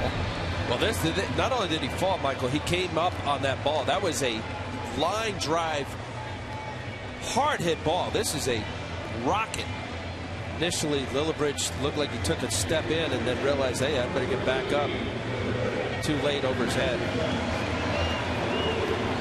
You're right. A couple nights ago, ended the game on 2 great plays in right field. Infielder by trade. Only recently they started putting him in the outfield. There's Curtis Granderson. 0 for 1 with a walk.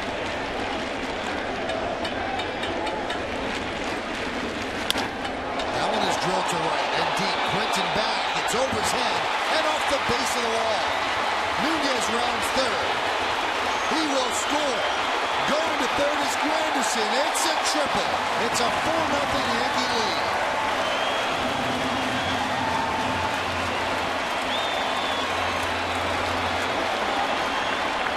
Slap happy out there as Quinton did not play the carom well, and that allowed Nunez to score and Granderson to go to third, but they're scoring in a straight triple. Well, you know, this isn't an easy play. This, again, a hard line drive shot off the wall. Quinton thinks he had it or thought he was able to catch that ball, realizing he's caught in no man's land, too close to the wall, not able to pick that ball up. Granderson identifying that immediately, turned on the Jets, seeing that Alex Rios is going to field that ball. Second triple of the year. Curtis Granderson. So now the White Sox will bring the infield in. They'll also get their bullpen ready. Nick Swisher with an RBI walk in the third inning. Count 1-0.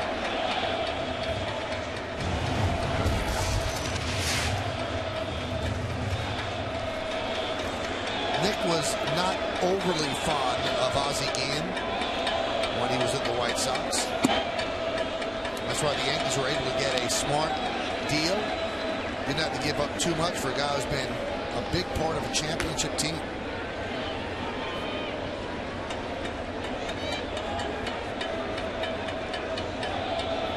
And I think the lack of fondness worked the other way as well.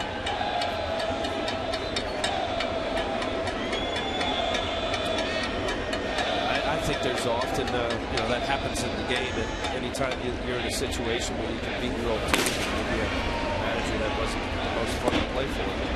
You're always trying to hit a 5-run home run. The pitcher trying to pitch the gem.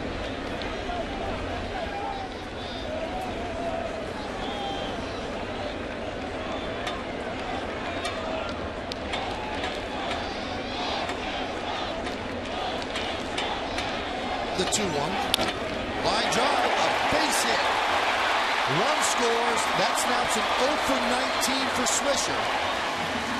And the Yankees now lead 5-0. Well, I'm sure he feels awfully good about this. A slider middle of the plate. Good swing. Gets through that ball. His 9th RBI on the season. Yes, he needed that. Comfortable just fighting through it. Staying with a plan.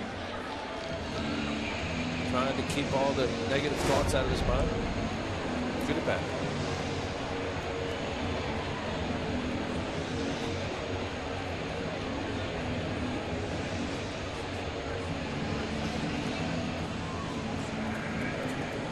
Ozzie has seen enough of Edwin Jackson.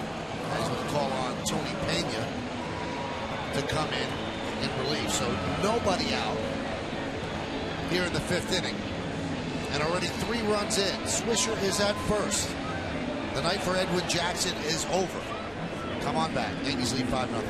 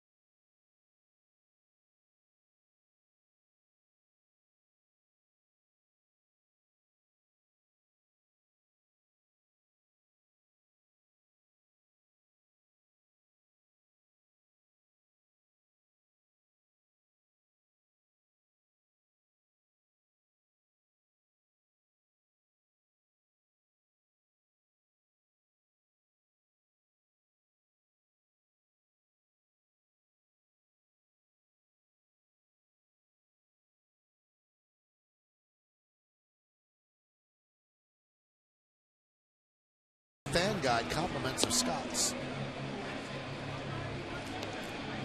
Well, Ozzie Guillen has to make the call to the bullpen. Brought to you by AT NYA. And he will bring in Tony Pena. 29-year-old right-hander struggling early on. It's not the walks. He's given up too many hits per innings. 13 hits in 9 1/3 innings.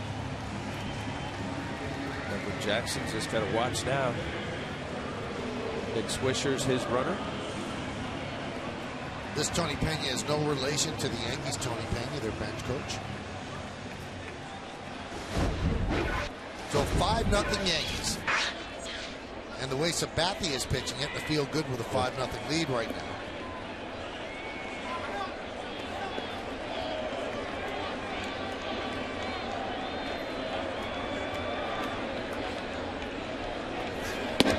And the pitch to Cano is a strike.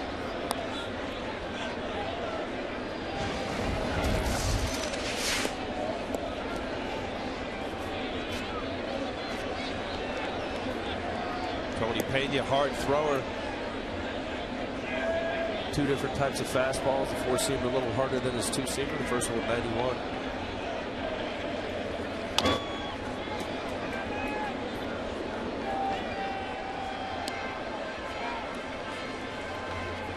Cano grounded to second and had a sac fly to right in the third.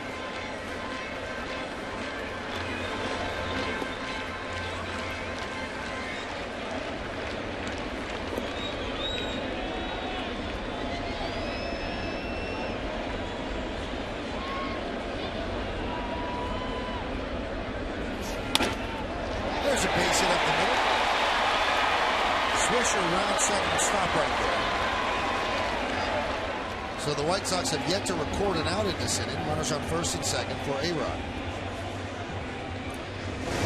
That keep the line moving. 0-2 fastball right down the middle. Hot smash up the middle. Pass Gordon Beckham.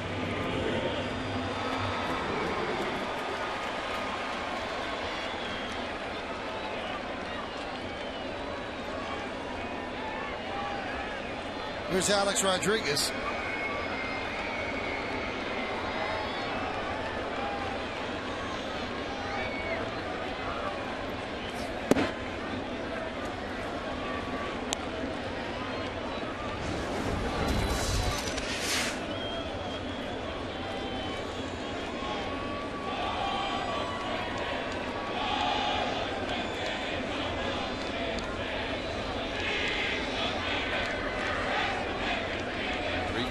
Lifetime against Pena. Alex Rodriguez, one of those hits, a home run.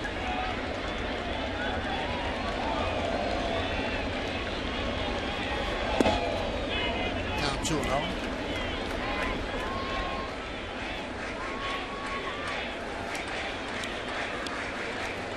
Castro coming out. Tony Pena missing the spots.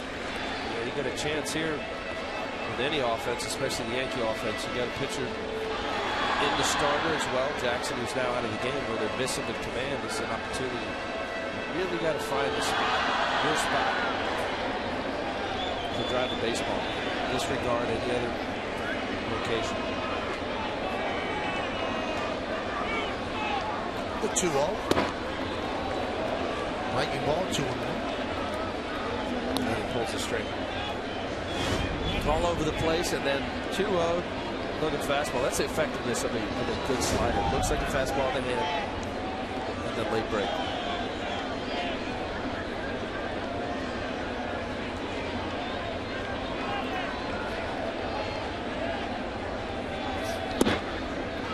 Count 3-1.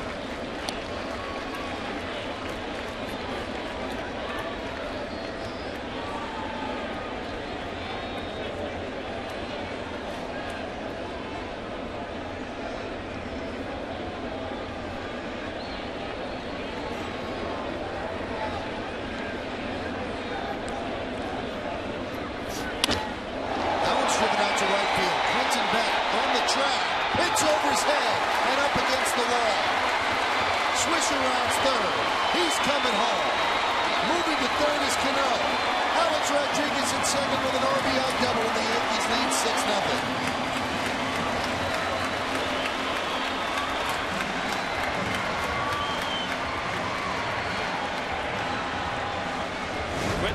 time in right field, but these are not easy fly balls. It's a fastball away. I think Alex thought maybe he got that one.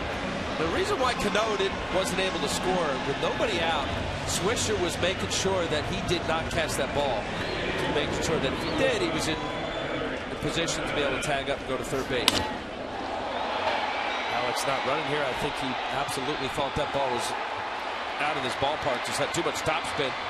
But with Cano not able to bust it because of Swisher going back to second base. So they're going to intentionally walk Chavez to load the bases. Still nobody out. As Don Cooper struggling through this game along with his pitchers. So that'll pass the baton to Russell Martin.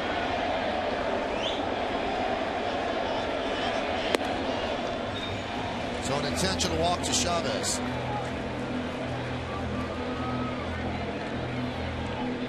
So with Swisher scoring there, Edwin Jackson's line is done.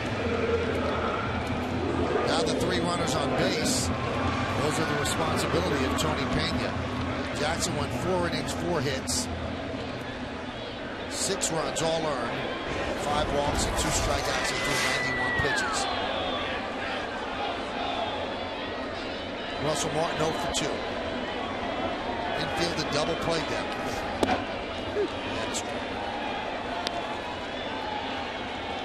323 hitter with the bases loaded, 2 grand slams.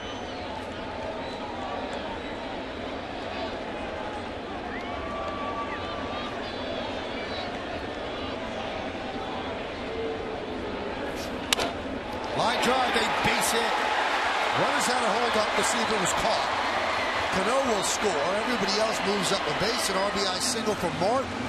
And the Yankees lead 7-0. Keeping the line moving. Slider out front. Nice line drive swing.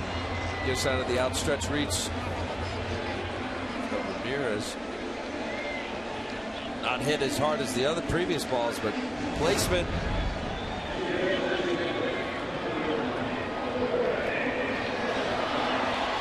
Martin is 17th run batted in. So the Yankees have batted around. Here's Posada, the 9th batter to come to the plate. The Yankees are 4 for 5 with runners in scoring position. Jorge is 0 for 2 tonight. 1 for his last 23. So if you believe in due, he's due. Strike, 94-mile-an-hour fastball. No one up in the White Sox bullpen, so Pena has to get himself out of this. Yankees are breaking this open with 5 runs this inning and still nobody out, bases loaded.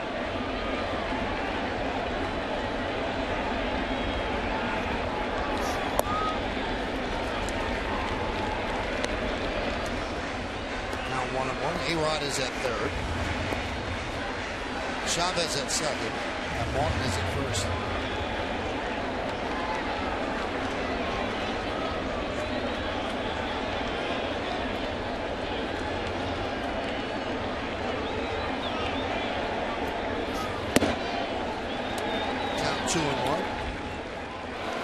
Posada on back-to-back days last year against the Astros had back-to-back grand slams. 8 ribbies in 2 days on 2 swings. Not too bad. So he's got the bases loaded here in a 2-1 count. Worked himself into a hitter's count against Pena. Weak hack there by Posada. Count 2-2. Posada, great hitter with the bases loaded. 330, so far above his career average, and that's 9 grand slams as well. Pitcher's in trouble. That's what it tells me there with Posada's good numbers with bases loaded. He's got to throw you a strike. Good 2-1 off-speed pitch. Throw the Pena through. Jorge not able to hold up. Coming into this year,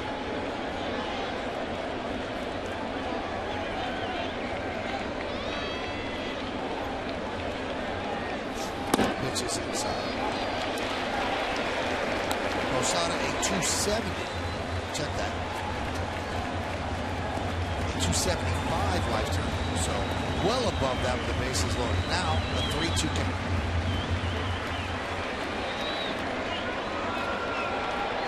5 runs this inning. The Yankees scored 5 runs in the previous 3 games in this series. And they are looking for more. 3-2. He walked him, that'll force it a run. Alex Rodriguez jogs down the third baseline. Don Cooper walks slowly out to the mound. Posada picks up his 12th ribby, and the Yankees lead 8-0. Still nobody out.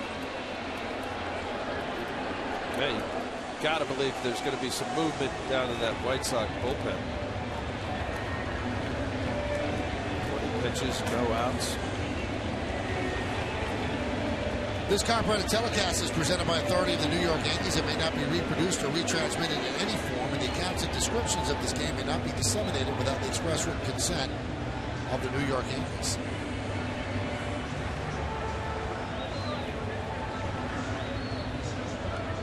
So Don Cooper is done with his on-mound tutorial, and still no stirring in the White Sox bullpen. Here's the guy who started it with a solo home run, innocently enough. That was the first hit of the game for the Yankees. Now they put 6 runs on the board, and Cooper will get somebody up in the bullpen.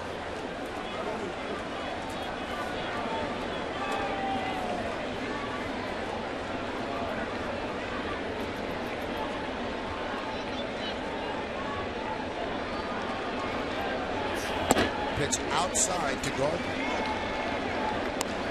Brett Gardner has been slumping, but his last 3 hits have been home runs. And today he scored 2 runs. He walked and scored, and then the home run. And now they think something's wrong with Pena. Herm Schneider, the longtime trainer of the White Sox, jogs out to the mound, followed by Ozzie Guillen.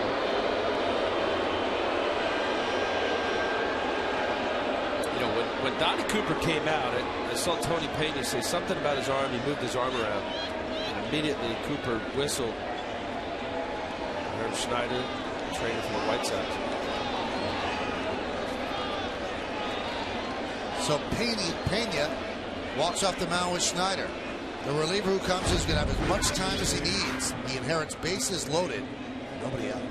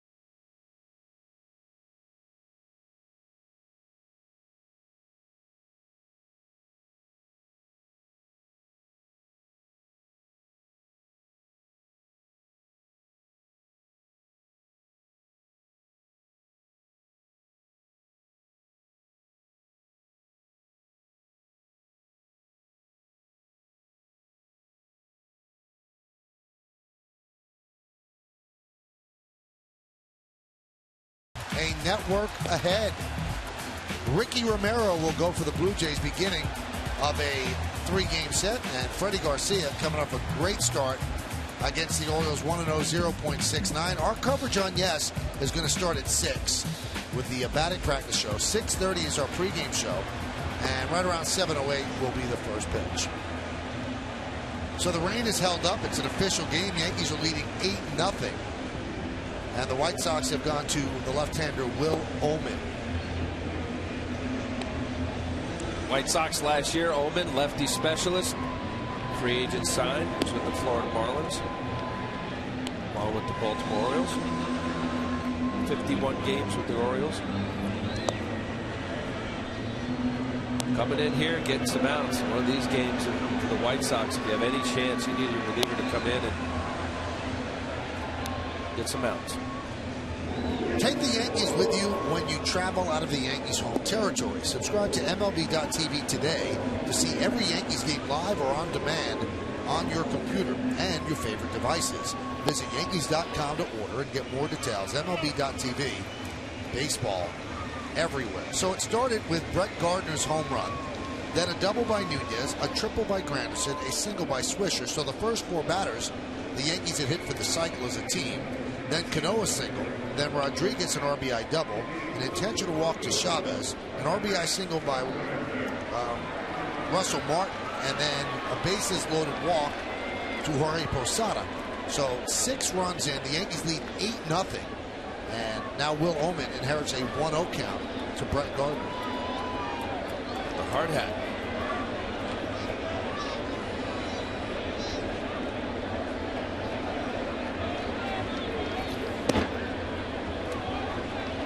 Count 2-0.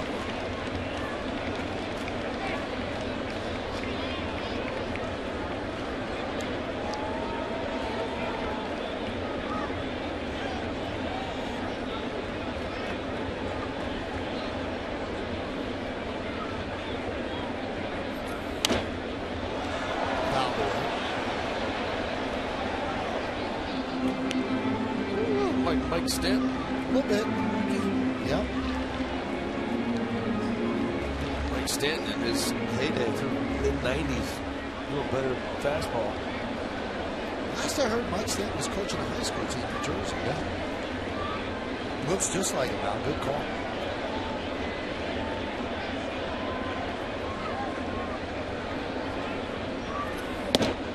Mike Stanton really was one of the unsung heroes of that championship run. The Yankee bullpen was so lights out. You had Rivera closing. You had Nelson and Stanton teaming up from the left and the right side. You had Ramiro Mendoza before that. Pretty good. Nelson was here tonight. Good chance to chat. Yeah, anytime you can shorten a game for a starter to 6 innings, awfully tough. 2-2. Swing and a miss, so Omen comes on to strike out Gardner for the first out. Gardner, last three hits, when I saw that stat, obviously you don't think of the home run hitter, Brett Gardner. Last 3 hits being home runs. It looked like he was trying to go for the downs there.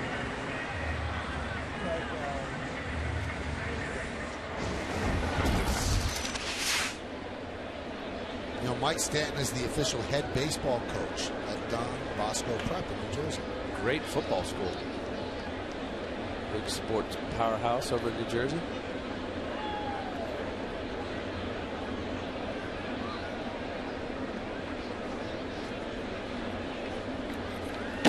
Is it the head baseball coach? Head baseball coach. That's a commitment.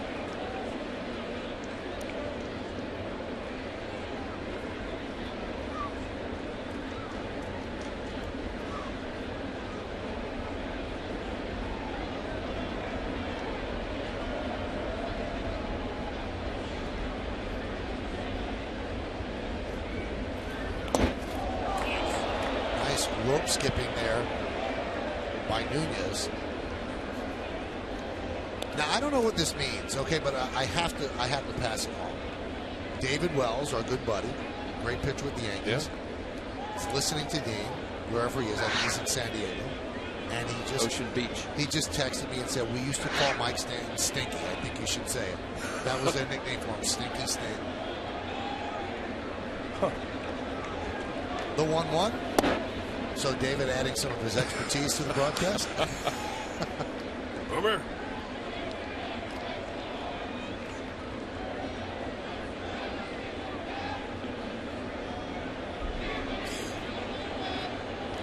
Bases loaded, 1 out. Nunez is 1 for 1, a walk and 2 runs scored. Popped up. Nunez is there for the second. getting in on the hands of Nunez. That ball looked in her half. Just enough velocity from Omen. Frustrating for a hitter, even with this big inning here, the 6 runs. And less than 2 outs, a medium fly ball will get you an RBI. So Ramirez puts that away, the retired Nunez, and here is Curtis Granderson. He's 1 for 2 with a walk, a run scored, a triple, and RBI. Strike.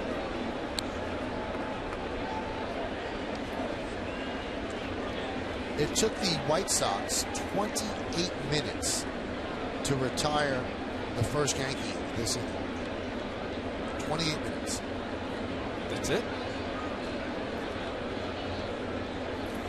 That's like one of your 1, 2, 3s. Couple walks, base loaded, double play, couple more walks. You know, it's hard on, you know, obviously the pitchers and but the fielders standing back there every single pitch. Get ready, be fielded ready. Mental focus. Castro thought that was strike 3.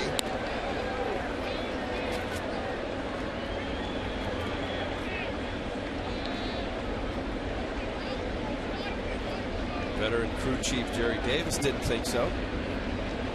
Still got a umpire according to whether it's over the plate or not. You see Castro now, he's setting up way off the plate there. Now that looks like a strike, but he's off the plate. As a catcher should. You know, 2-1-2 count. You want your pitcher to expand. And that's where I think it's different. Where the Quest-Tech system that's been in place, because umpires used to umpire according to how the game is going. A close pitch like that, based on this inning, not to say to take the bat out of the hands of Granderson or the hitter. But years ago, you'd see umpires umpire more in line with what's taking place. A 1-2, swing and a miss. So a good job by Omen, but the damage was already done. 6 runs for the Yankees. They send 12 men to the plate. As we told you, they hit for this cycle as a team. When it was all over, Yankees lead 8-0 as we go to the 6th.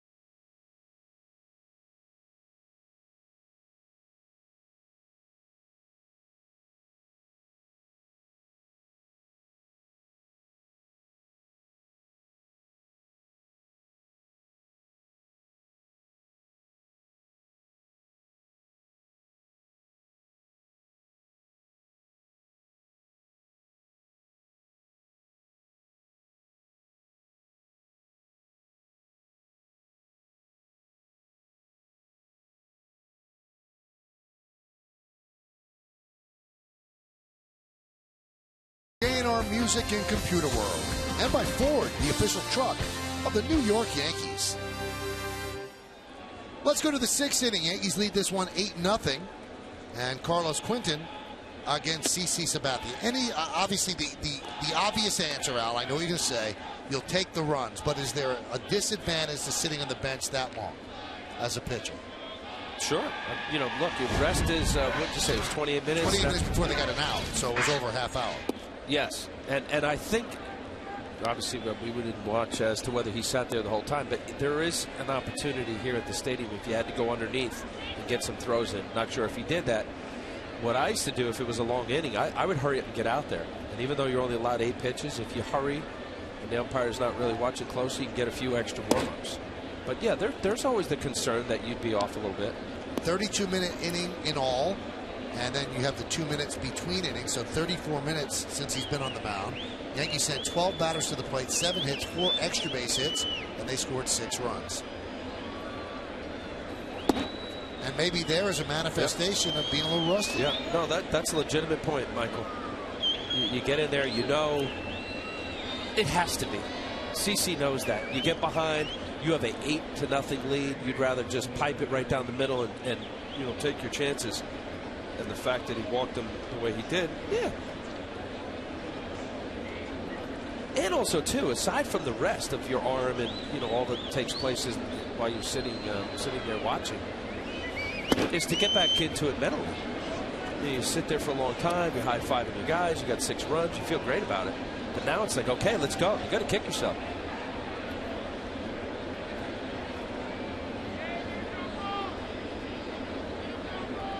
So 5 straight balls from CC. Now 6 in a row. See, that right there was just an aimed fastball, just hoping. Also, Martin identifying that when he put down the fastball and it's 86 miles an hour, that was not his changeup. It's just a lawn dart. All right, timeout. So, hey, let's go. Stay back. Whatever the keys are for a catcher, for each unique to each pitcher, you can not only give him an idea of, okay, obviously you're throwing a lot of balls here, but stay on top, finish, get the glove.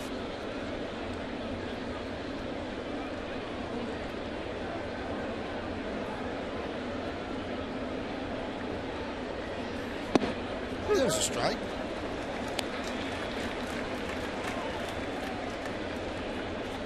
And I certainly know about throwing a lot of balls. I walk plenty of players, and it's a helpless feeling at sometimes where you're out there. We saw it with Edwin Jackson, started for the White Sox. You lose the plate. Forget about scatter point. You just hope to throw a strike. Look at there. He went from 86 mile an hour, get me over fastball to 95.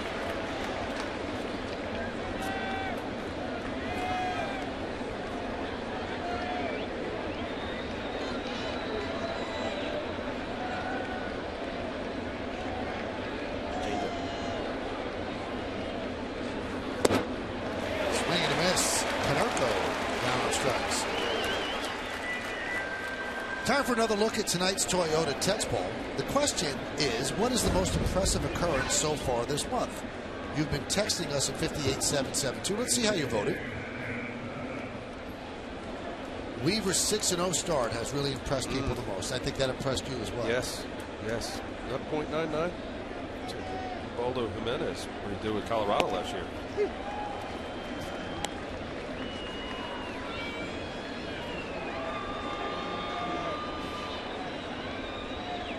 CC kicking it up a notch here, 95 miles an hour.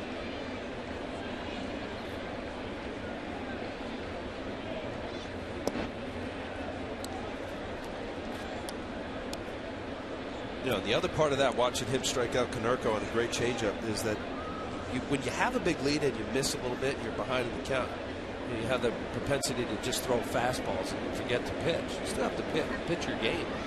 CC's game is off speed, changeups, using his slider effectively, power in a 94, 95 mile an hour fastball. You don't want to get behind in bad counts trying to be cute when you're up by 8 runs. You still also don't want to forget that you still want to pitch.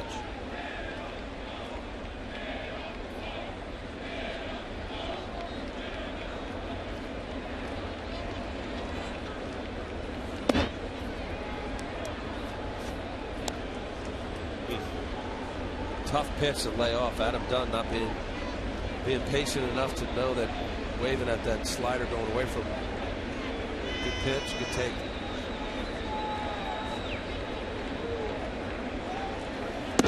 Breaking ball, strike 3, and he knew it. Yeah, Dunn gave up on the pitch that was away from him. That was a ball. Now he just threw the perfect one, slider at his hip, middle of the plate, cannot pull the trigger. Adam Dunn struggling. Sitting fastball. So 2 down, that's going to bring up Alex Rios. Dunn tonight is 0 for 3. He is now 7 for his last 53. Tapped in front of the mound, fielded by CeCe, and he gets Rios. So he recovers from a little bout of wildness and gets the next 3 White Sox as the Chicago White Sox strand 1. We go to the bottom of the 6th.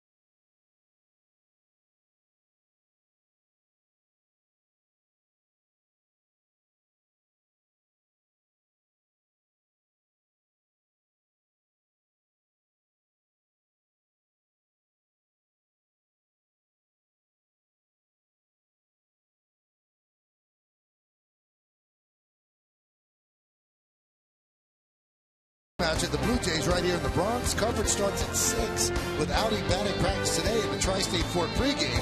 Then Paul O'Neill's going to try to find the stadium along with John Flaherty and me. We'll make the call. Blue Jays and the Yankees. It all starts tomorrow at 6 only on Yes. When was the last time we saw O'Neill? That's funny. Tampa. Spring training. Well, Kevin Long has to feel better about tonight. The first 3 games, 5 runs, 13 hits total. Tonight, 8 runs, 7 hits total. First 3 games total 3 extra base hits. Tonight 4. On base percentage .213 the first 3. And they've gotten on half the time tonight. And there's Nick Swisher batting right-handed against Will Ullman. Foul back. Yeah, there's no question about it. Kevin Long's got to feel good. You go through the routine every day, and today they took batting practice underneath in the tunnels because of the weather. As good a hitting coach as there is anywhere. Kevin Long. Now, have you read his new book yet? I have not. Cage Rat. Yeah, it's really good. I've been reading some of it. It's very good. He had quite a interesting career. He spent 18 years in the minor leagues before he got the call up here to the Yankees. Really worked hard, and now he is considered one of the best hitting coaches in baseball. Ground ball, through for a base hit. So Nick Swisher, after going 0 for 19, is now 2 for 2, and he finally has reason to smile. Go figure. There it is. Took the hard line drive in his previous at bat. Nice little grounder between Ramirez and Morel. Out in front of that slider. That will be a hard line drive in the box score tomorrow.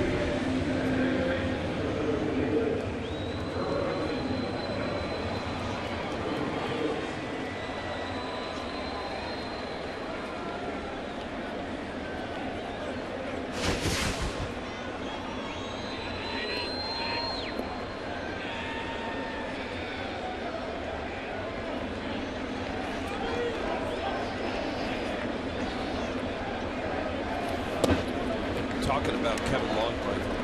I know you know him well and like him, and it's hard not to. He keeps it simple, but yet his information is concise, to the point, and the guys really respond. You know, there are coaches that have a lot of information, and it doesn't connect. They like him a lot as a person, as a hitting coach.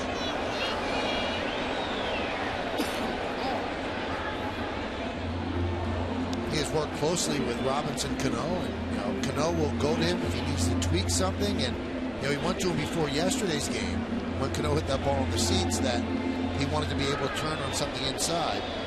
They have a drill that they work on, and it paid off in the first inning. Jeff Gray warming for the White Sox.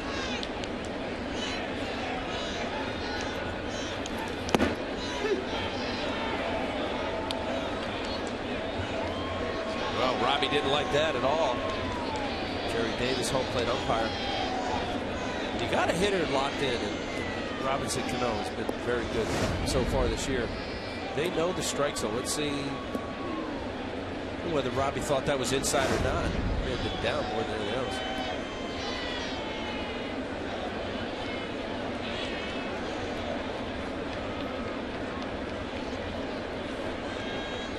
The 1-2. Fisted that one into center field, a base hit.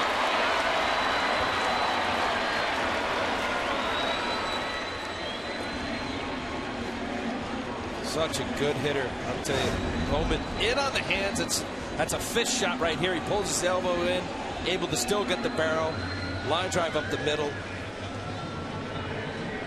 Ended up getting Gavin Floyd with a cutter in on his hand, similar to Keep It Fair, game 2 of this series.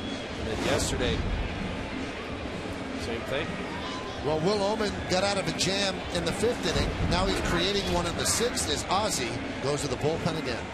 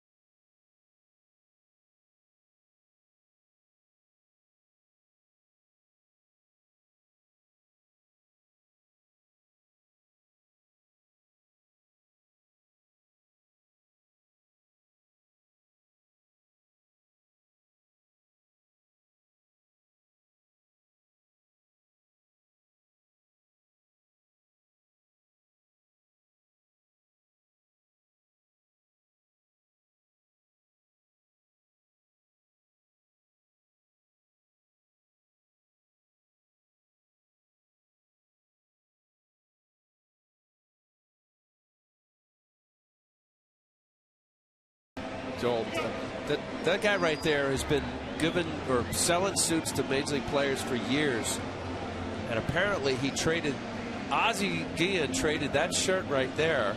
It's like a Robert Grant shirt, one of our advertisers. Yeah. And Joel sitting near Ozzie Guillen, I guess he got this nice little White Sox shirt. Being a Yankee fan, I don't know, but this goes a long way. This guy he's funny. And he knows everybody in the game.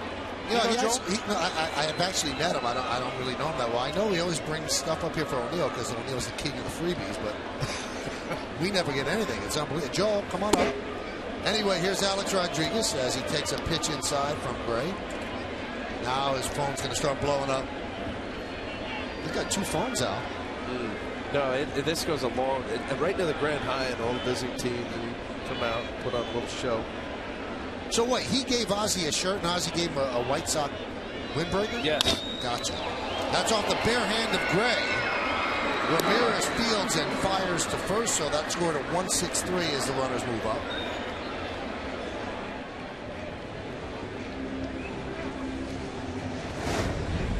Gray, you know, it's instinctive for a pitcher just to stop the ball. Obviously, could be dangerous, especially with your throwing hand. Gray comes through, ball up the middle, sees it as a base hit. I remember Kevin Brown used to do that so many times. And they tell you not to, but it's just instinctual. Yeah, I mean, there's a base hit and RBI coming up right up the middle. Here's Eric Chavez. Eric has walked twice, once intentionally and struck out. Dribbled slowly towards second. That's going to score a run. The out is made at first. Swisher scores, and the Yankees lead 9-0. And an RBI for Chavez.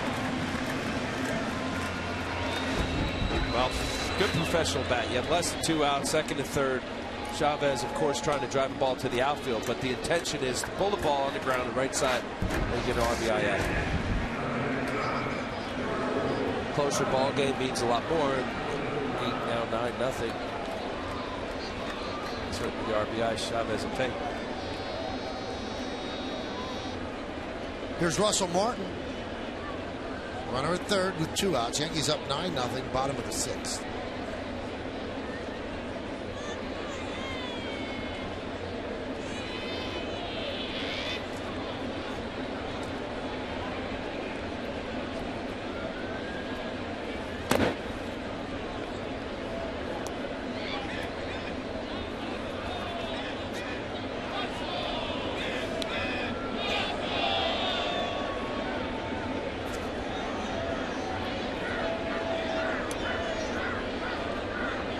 With the Yankee offense being what it is, you just realize and figured that they were going to break out of it at some point. The first 3 games held down by the White Sox. But, today, kind of a coming out party. 2 runs in the third without the benefit of a hit, and then 6 runs in the 5th inning kind of broke things open, and then 1 run here in the bottom of the 6th with a runner on third and 2 outs. You see immediately the perked interest of Joe Girardi, as you should. Anytime the team's getting peppered, 9-0 now, you get a ball up underneath your chin, you wonder if it's on purpose. Never advocate throwing, certainly at throwing at heads. You know, there's every successful pitcher is someone who's able to effectively throw inside and let a hitter know that they're in the batter's box. You don't throw it to the head.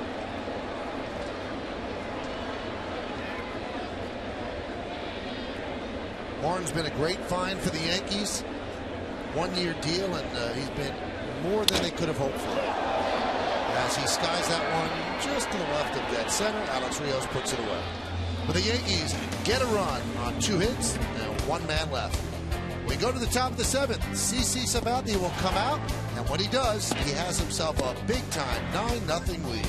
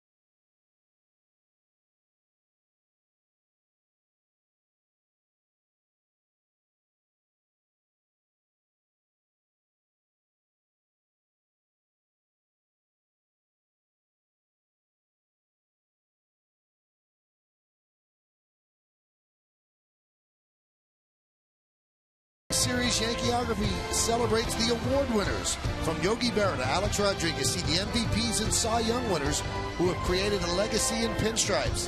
It's Yankeeography, the award winners, tonight after the postgame, only on Yes. Derek, an MVP of an All-Star game and a World Series, the only player to do that in the same year. Cadillac scoreboard 9-0 Yankees, and he did it against the Mets. And me, the All-Star game. Game-winning hit. And he had a home run against you in the World Series. No, all the way around. I remind Derek once in a while. Base hit up the middle, National League. Won that game. American.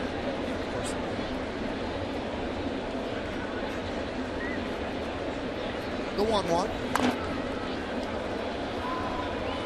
You ever get any good stuff when the All-Star game?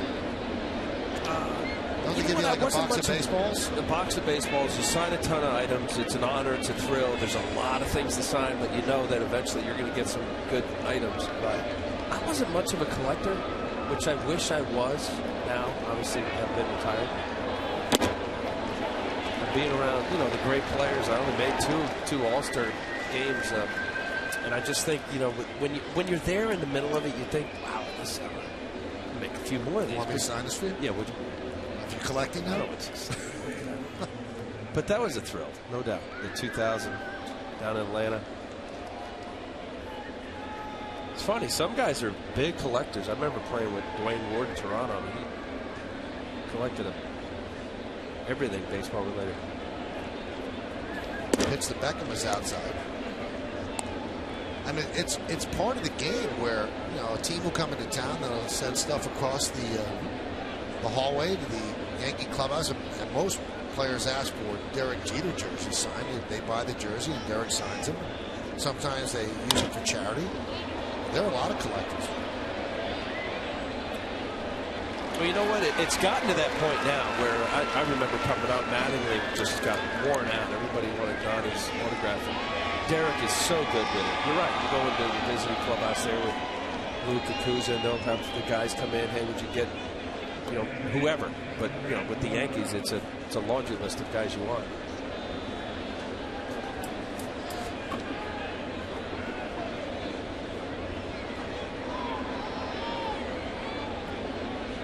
Here's Brent Morrell. And there's a strike. CeCe really dealing. And another Yankee starter out, giving the Yankees innings and quality innings and saving the bullpen.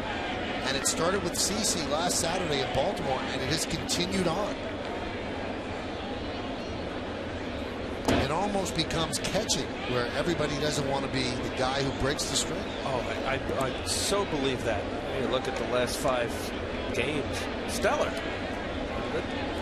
And you think of that coming into spring training with the rotation and the question marks. And granted, this is a small snippet, but a nice one. In the month of April.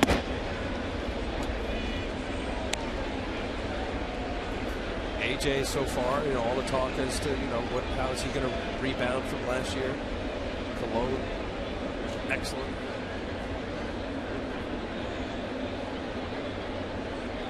The 2-1. Fouled away.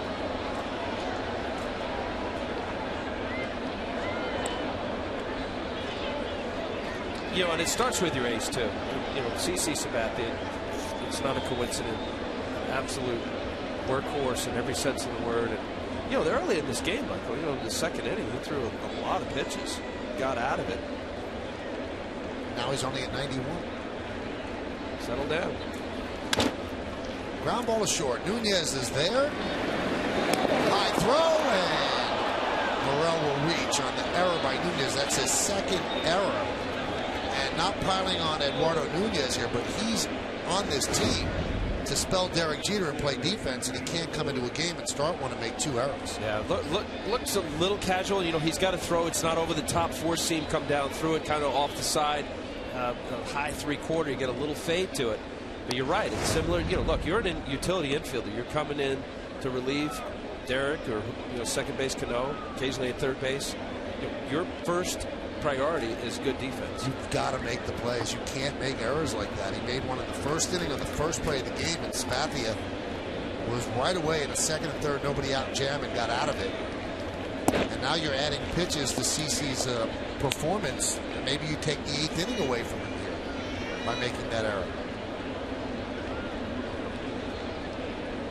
And that's something that a guy like Eduardo, who played every day in the minors, has to make an adjustment because he's not used to sitting a lot. But once you get this job, you have to be committed to making it work and stay ready and make those plays. And I'm sure that Joe Girardi and Robbie Thompson and Mick Kelleher, the whole coaching staff will be working with him on that. You got to make the plays because he's got a nice bat.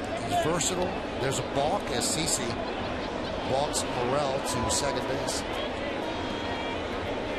Did you see what he did there, Al? You know what? It looked like he hesitated. He either shook and then agreed to a pitch with Russell Martin, and he had a slight little movement, the hesitation, before he disengaged the pitcher's rubber. Right there. Yeah, he dropped the ball. And dropped the ball. Yeah, disengaged and dropped the ball. You can't do that.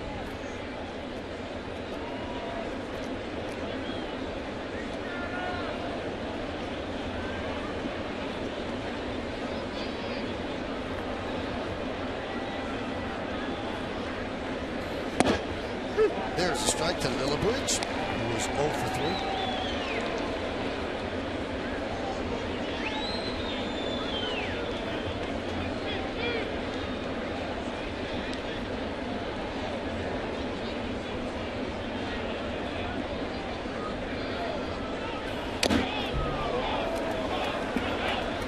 Count 2-2.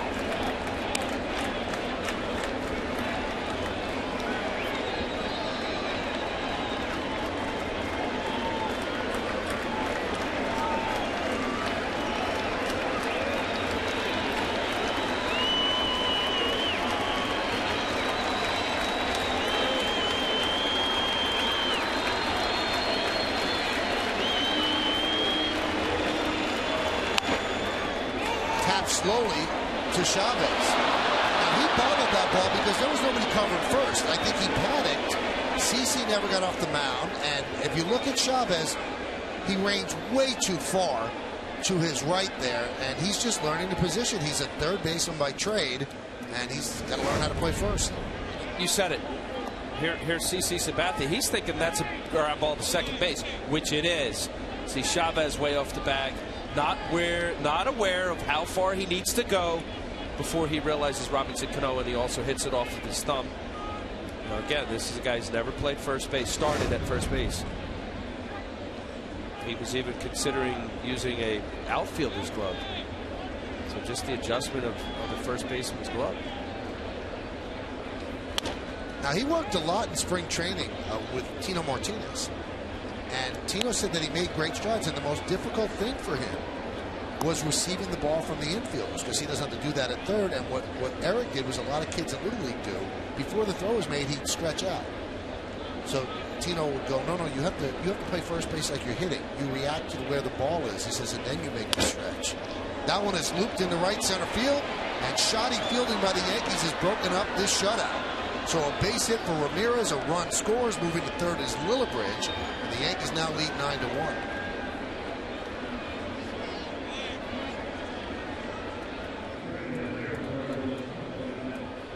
Well, that'll happen. You see a little breakdown of some defense, and then the pitcher, CeCe's got to continue to bear down, make the pitches.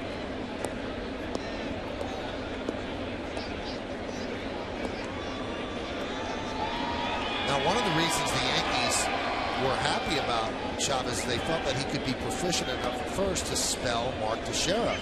So the Yankees really don't have a backup first baseman other than maybe Posada, who's not exactly Don Mattingly and Tino Martinez over there either. He's played some first. So they look at Chavez as the legitimate backup first baseman. Quentin will go back, and so will Swisher, who'll play it off the wall. The throw comes into second, and they have Quentin hung up. That is a bad base running maneuver when you consider how far back they are in this game. The run ends up scoring. 2 runs end up scoring. And that will do it. What can you be thinking when you're down 9-1 to try to stretch and go to second? But Nick Swisher played that well off the wall, and then the Yankees ran the run down very, very well. So Eduardo Nunez ends up tagging out Quinton, and that will do it. 6.5, the Yankees are up, but we'll stay right here to honor America in the Bronx.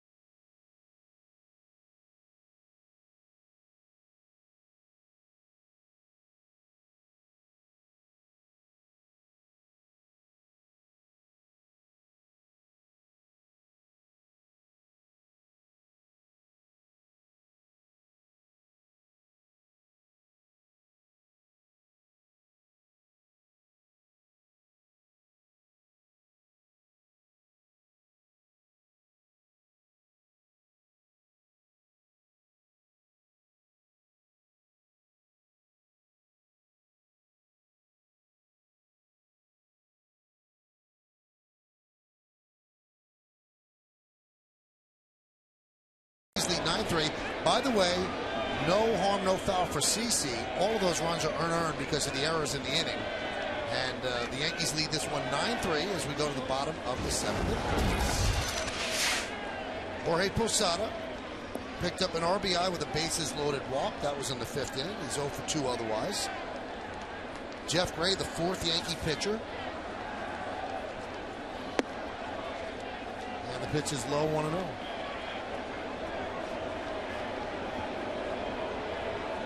I said 4th Yankee pitcher, 4th White Sox pitcher against the Yankees. Now Derek Jeter talking things over with Eduardo Nunez. And let me tell you something about Nunez. He's an outstanding fielder.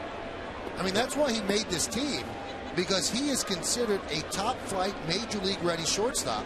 But he's got to learn to play with truncated playing time. It's all part of the learning process. That's where, pregame, you go out, you watch batting practice, and the guys, they take infield, and, aside from the maybe additional work prior to, but that's where a guy, utility infield, that's where you're going to get your work in. You see what Jeter just told him there? You dropped your arm. That's why the ball sailed. And Derek's come over more on the top. You just drop your elbow a little bit, and that's what's going to happen. So class is in session there. Derek being the captain and a veteran and a Gold Glove winner is talking things over. And he's seen how the ball floated, and Derek said, well, that's why. The 3-1. It's so... Sports are so great like that, Al, because, I mean, you went through it. It's called paying it forward.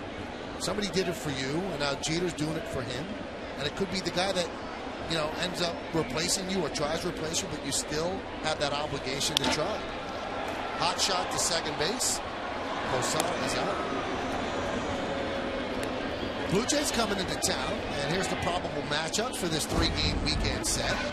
We got Romero tomorrow against Freddie Garcia, Kyle Drabeck, who's pitched very well against AJ Burnett, who also has had a great April. That's the last day in April. And Jesse Litch against Ivan Nova. So the Yankees will try to keep rolling along on their rotation that has been so impressive. And there's Freddie Garcia, the man they call the Chief. Tomorrow, coverage begins at 6, so be there. I mean, really. 6 o'clock, the BP show. That's what you should start your day. You get out of work, get to a TV, turn on Yes, watch the BP show, and then stay there the rest of the day. That's what you do. Yeah, why not?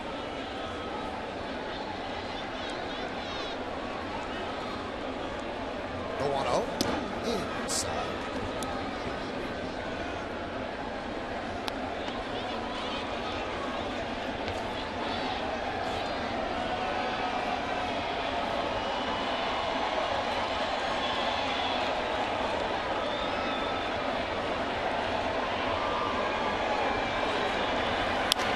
Slapped in the left center field. It is a base hit by Gardner.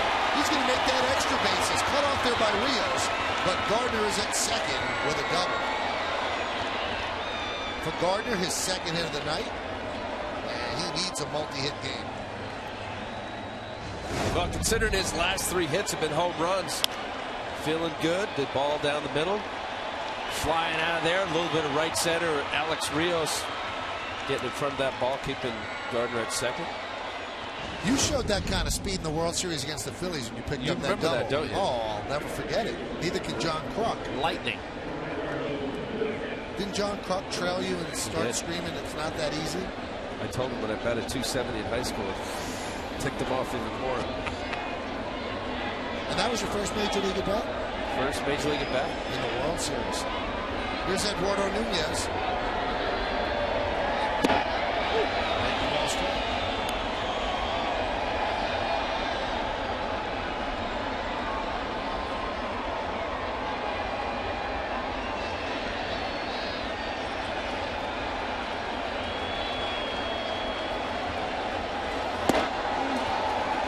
Check swing. He did not go. That's Sam Holbrook. All 4 umpires got a chance behind the plate in this series. 4-game set. That's what happens. They rotate along the bases. And Jerry Davis gets the final turn. 0-1-1. There's a swing. You mentioned about Tampa Bay. How about the guys that are no longer there and have the struggles? You know, you want the teams that know their talent the most. Crawford struggling up in Boston, 156 average. Carlos Pena in Chicago Cubs, 169. Rafael Soriano here has struggled early on. Off the glove of Gray, he slowed it down. And look at Nunez hustling it into a single.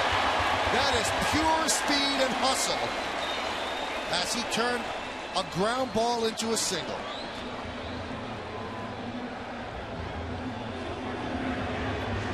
Hitting off of Gray's glove helped him get this single. Aside from excellent speed, the ball slow enough to where Beckham just wasn't able to get enough on the baseball. And boy, he outran this.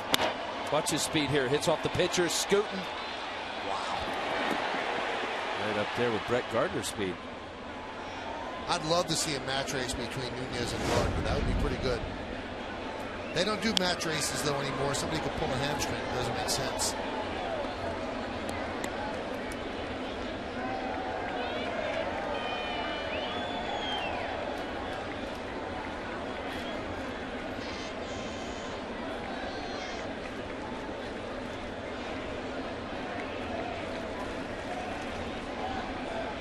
My guess, Al, is that would be fast even in yes mode. Both of them. You know what? I just haven't seen enough of Nunez. I got to believe Gardner's faster.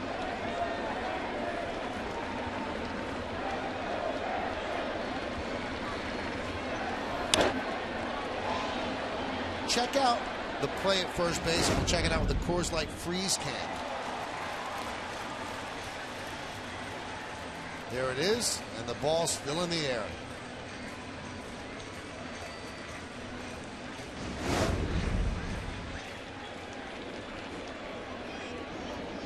Eight at bats tonight. Gardner and Nunez have been on base 6 times and scored 4 runs, pending what's going on this inning.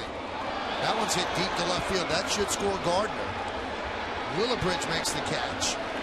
He'll flip the ball into Ramirez. Gardner scores. A sac fly for Granderson, and the Yankees now lead 10-3. Well, tonight throughout the Yankee season on Yes, we're asking you to vote along with us for the Chevy Player of the Game.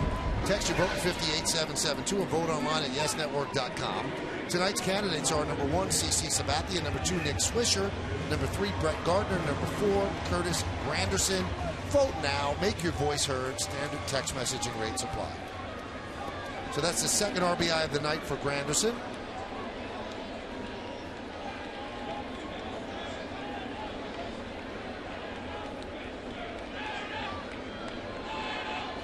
Now, Tony Pena of the White Sox left the game in the 5th inning because of an injury, and we're just told that he left the game because of discomfort in his right elbow.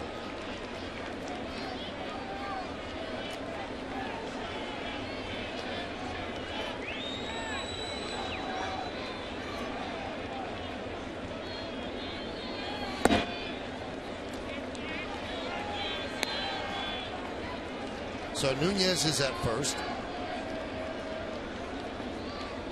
Lance Pendleton is warming in the Yankee bullpen.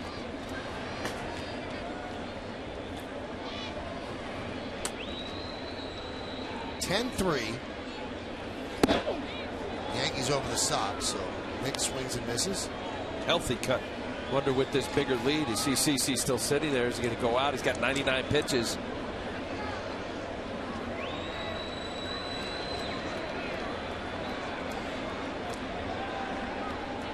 2-1.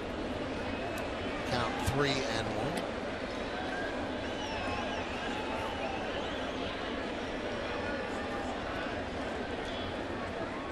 Told you the Yankees have not lost a series to the White Sox here at the stadium since 2005. Now with the unbalanced schedule, that one's driven deep to right field.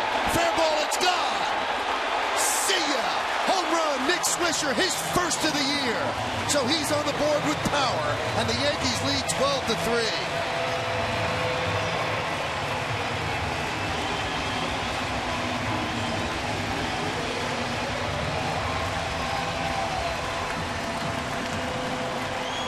Boy, did he need this night, Al. After grounding out in the first inning, he was a career high 0 for 19. Then a walk, a single, and that home run. And there you have it. You know, once he got that hard base hit in the 5th inning, I mean, it was just a different look, a different feel. He had a healthy cut prior to this home run right here with 2-0 count, swung out of his shoes, got a fastball on the inside part of the plate. And you're right, Michael. Anytime a guy is admitted to that he started thinking about it, well, ways to stop thinking about it. There you go. Birthday wish your home run. Did you see the play by the fan in the second deck? What a great catch. Brought along his glove and caught it on the fly. Pretty nice. Check out this play. This is going to impress you. The 0-1. Rip foul. Long drive. Right there. Keeps his balance, takes the hat off, and then milks it. Love that. You catch a Nick Swisher home run, you have to play it up a little bit. He did. Look at Nick's joy. He admitted, we told you this earlier, he'd been fixating on not hitting a home run. That one's driven deep to center field off the bat of Cano. Rios back, still back. And that ball is caught. Oh, what a play by Rios. And he might have hurt himself up against the wall.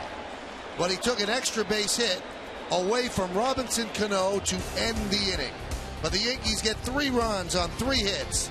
No errors and nobody left. It could have been more, but Rios makes a nice over-the-shoulder catch to end it.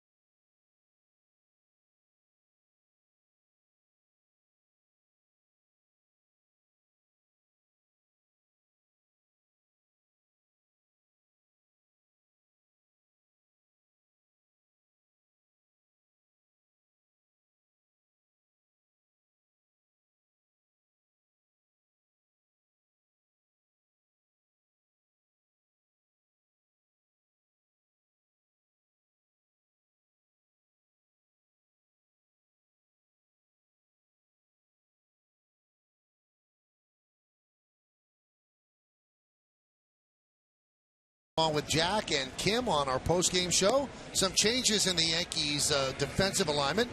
Andrew Jones takes over in right field. Eric Chavez goes from first to third. And here's a guy who can play first base, Nick Swisher. He's played that position a lot. And there's a new catcher, Gustavo Molina, as Joe Girardi will give a couple of his regulars the rest of the night off. And it looks like they made those changes straight up. And Lance Pendleton will take over on the mound. So CC Sabathia went 7 innings, did not allow an earned run. Pendleton has been a pleasant surprise. 3 1/3 innings, 1 hit, 1 walk, and 2 strikeouts, has not allowed a run.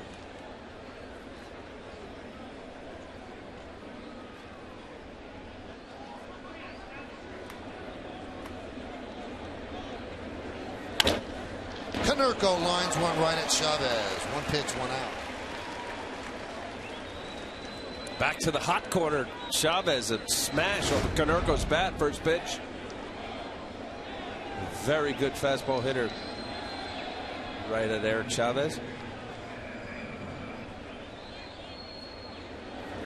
Hit so hard, Konerko never even got to the left-handed batter's box.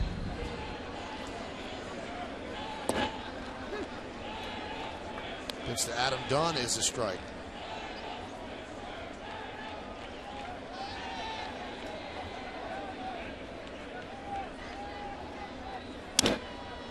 High pop-up. Cano called off by Jones. 2 outs. Now we saw Alex Rios come up limping after making that great play on Cano. Caught his foot on the bottom of the padding just to the right of dead center field, and now Martin is going to pinch hit for Alex Rios.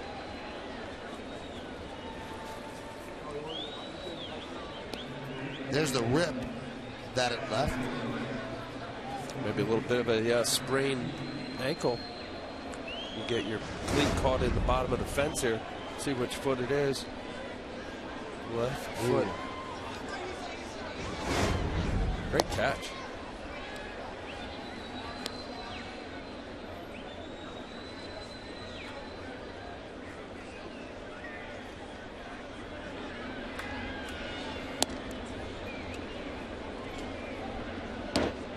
Count 2-0. Rios watching the rest of the game, so he's not getting medical attention immediately, so maybe just a precautionary lift from the game as that one gets past a diving Cano. A pinch hit single for Martin.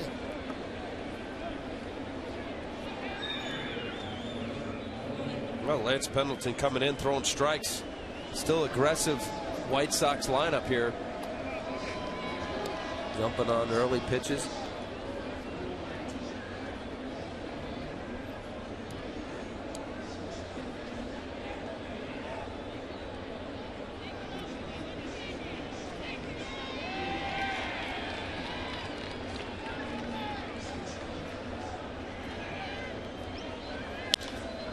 High fly ball off the bat of Castro.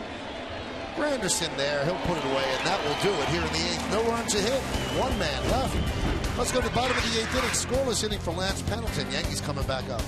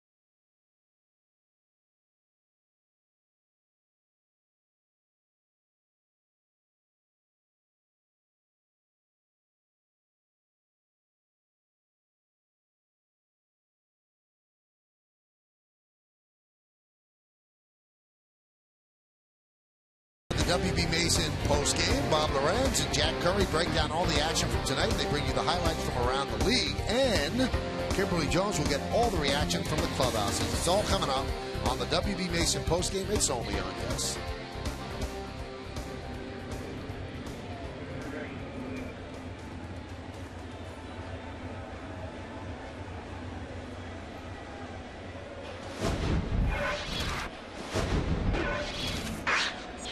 Andrew Jones will lead off. So the changes weren't totally straight up because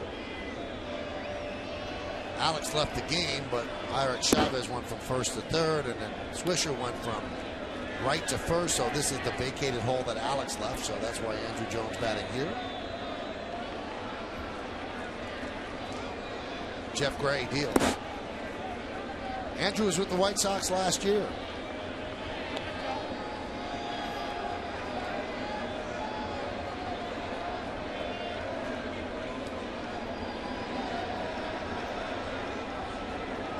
The 2-0. Gray deals high. The American League version of giving your bench guys an opportunity with the 12-3 game here. He has a chance to get some guys at some at-bats and see some pitches. As Andrew Jones just saw 4 balls.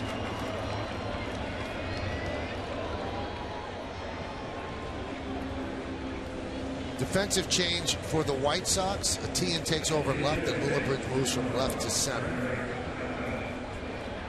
Joe talking things over with his bench coach. There's Tian.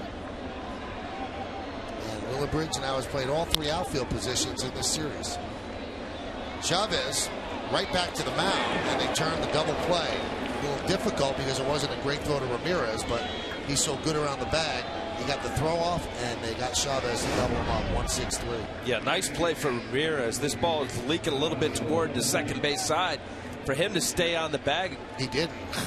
It looked like the little transfer from his left leg to right foot. I don't know if he was on the bag.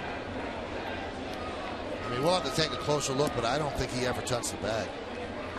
The phantom tag, Greg Gibson calling a double play at him. And a strike to Gustavo Molina. Let's see. On the bag. It's 12-3. Now, you mentioned that before. You shouldn't change the way you call a game if it's 12-3. A strike is a strike, whether it's 12-3 or 1-1. Not to totally take the bat out of the hand of a batter or vice versa. Molina with a high fly ball to shallow left. Alexi Ramirez way out there, and it falls as Molina picks up a double. Ramirez is probably thinking, where's Tian? Yeah. Well, Mark Tian is a third baseman coming up, an infielder. But still, you go that far, Ramirez is probably waiting to hear something. Now, he's getting close to the stands there. Maybe he's hearing some fans what he thought was Tian calling him off. Not good when you're losing a ball game 12-3. This has been a somewhat sloppy ball game. So Molina picks up his first Yankee hit, and you wonder how long he's going to be here with Francisco Cervelli about ready to come back after rehabbing that broken foot that he suffered in spring training. Here's Posada. Fouled away. Jorge's struggles continue. He had a bases loaded walk in the 5th, but otherwise 0 for 3. Now 1 for his last 24, hitting 132. But the power numbers are there, 6 and 12.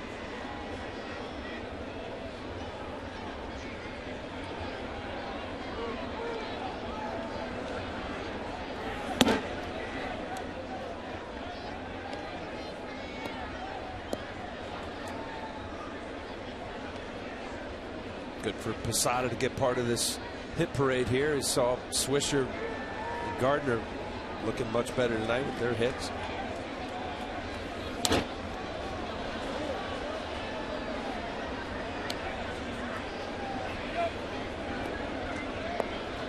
It's a different look for a guy who's pressing, looking for a good swing to get a hit. get the monkey off your back, as we saw Swisher tonight with a good ball game. Different feel getting in the box, for sure.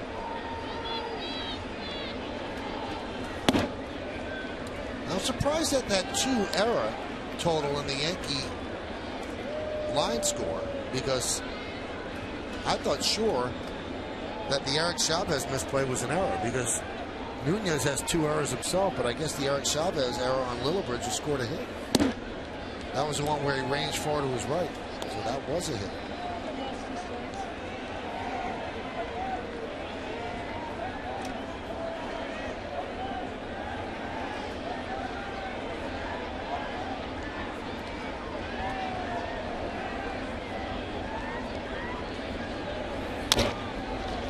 Chop towards second, Beckham. And Jorge is 0 for 4. That'll do it for the Yankees here in the 8th. No runs a hit, 1 man left. We go to the 9th inning. Yankees leading by 9.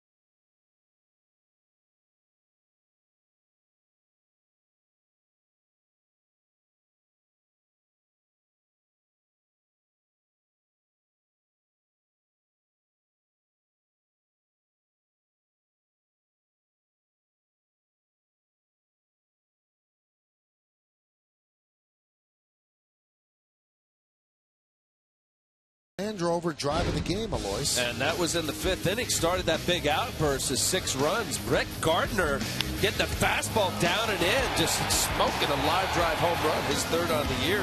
Started a 6-run inning at the time. It was 2-zip. Yanks ended up being 8-1, 8-0. And Rover driving the green. All right, so we go to the 9th inning. Yankees are leading this one 12-3. Hey, I want to give some props, Al, if you don't mind. Yeah. We had mentioned that Mike Stanton used to be the coach at Don Bosco Prep. We thought he still was this year. A guy named Mark DeMena is now the coach, so I want to give Mark props because he's the guy that's actually there. So Mike used to be the coach at Don Bosco Prep. That one's popped up, and Beckham is retired, so 1 down.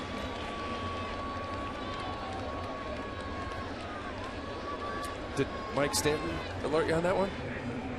Mark DeMena did. All right.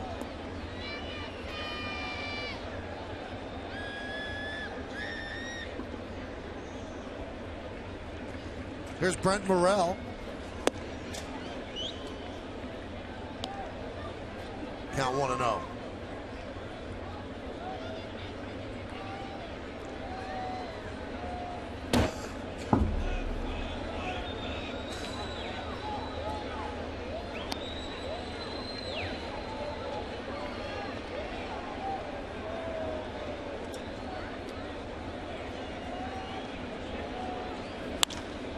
That one is wrapped into center field. Giving chase is Granderson on the run. It's over his head.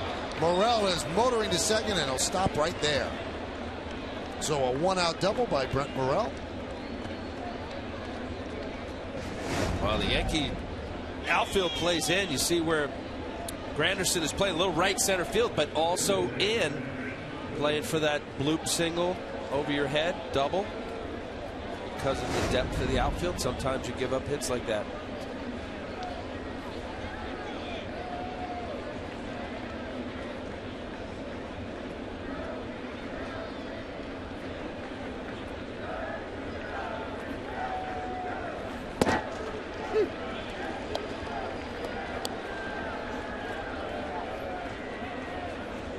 Count 0-1 on Brent Lillibridge.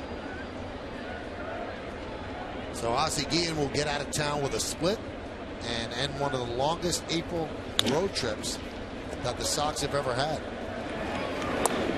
Here's the second out. The Sox are down to their final out. In fact, this ends the 11-game road trip, and it matches the longest road trip in franchise history during the month of April. That was in 1928, the last time they did it. Well, the fact that the baseball season now starts in March, so we have longer road trips in April. That is a long road trip for April, though. 11 games. There's a strike to Ramirez.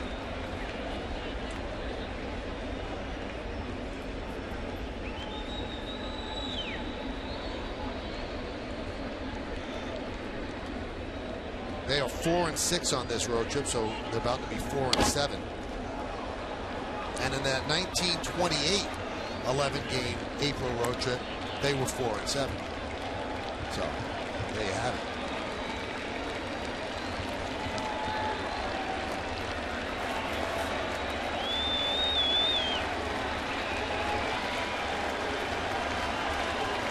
So the Yankees one strike away from a victory.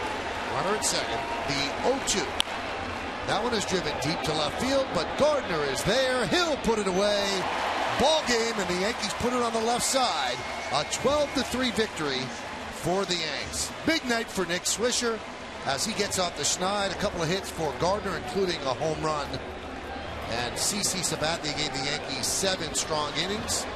He only allowed 3 unearned runs, and he picks up the victory, his second of the year. And Lance Pendleton, 2 more shutout innings. And the captain had the night off, so he was just a spectator today. But the Yankees won the game 12-3. You have to stick around for the postgame show to find out who's tonight's Chevy player of the game. And also for the Yankees, their run of solid starts continues. Now 6 games in a row where the starters have given them effective length. And not much to complain about at all, starting with CC last Saturday in Baltimore, then Freddie Garcia, then A.J. Burnett, then Ivan Nova, then Bartolo Colon last night, and again CC Sabathia tonight. So all in all, Yankees split with the White Sox. So the White Sox do not win their first series in New York since 2005. They'll have to settle for a split of the 4-game set. Now, one of the happiest guys in the ballpark has to be Nick Swisher. And not just because he's standing next to Kim Jones. Oh, Michael, of course he's smiling. Nick, big night. Michael and Al were talking about it during the broadcast. They said Nick needed a night like this. Did you, and how much? Absolutely. You know, it's kind of been a rough start for sure. But the team's playing well, and that's all that really matters, you know. I mean, I've been putting in my time and making sure I get my work in and just kind of get it in there every day, and today it paid off. What's that 5th inning like that takes more than 30 minutes to play? You guys bat around before you record an out, and you had a hit in that inning as well? Well, it's always fun in those innings for sure. You know, that means everyone from top to bottom is doing their job. And, you know, you got a guy like Edwin Jackson who throws super hard. I mean, 95, 96. And tonight we had something for him, and, you know, it was a great win for us. I feel like I'm burying the lead, Nick Swisher, because you went deep. How'd that home run look? Felt good. Felt real good. You know, it's just happy to get that monkey off my back, and now I can just go back to being my normal self and just keep things rolling. Was it bothering you? Because I know you try to hide it well. Right. It had been a while. Well, I'm an emotional guy. I mean, my heart's on my sleeve at all times. And, tonight was just my night. And, somebody's looking down on me today because I finally got that first one. And, all that hard work that K. Long and I have been doing for the past week or so. And definitely that home run's definitely been up in the back of my head. So, but it's nice to kind of get it off my back, and I feel good. Maybe in a few months we look back on tonight as the night that Nick Swisher arrived. I hope so. It's good to be back. Thank you, Nick. All right, Kim. Michael, too bad he's not enthusiastic. Yeah, I know. It's hard to get anything out of him. Thanks, Kim, and thank you to Nick as well. So Nick Swisher with a very big night. He matched his longest hitless streak of his career, 0 for 19, but he busted out of it in a big way, and the Yankees win 12-3. We'll be back.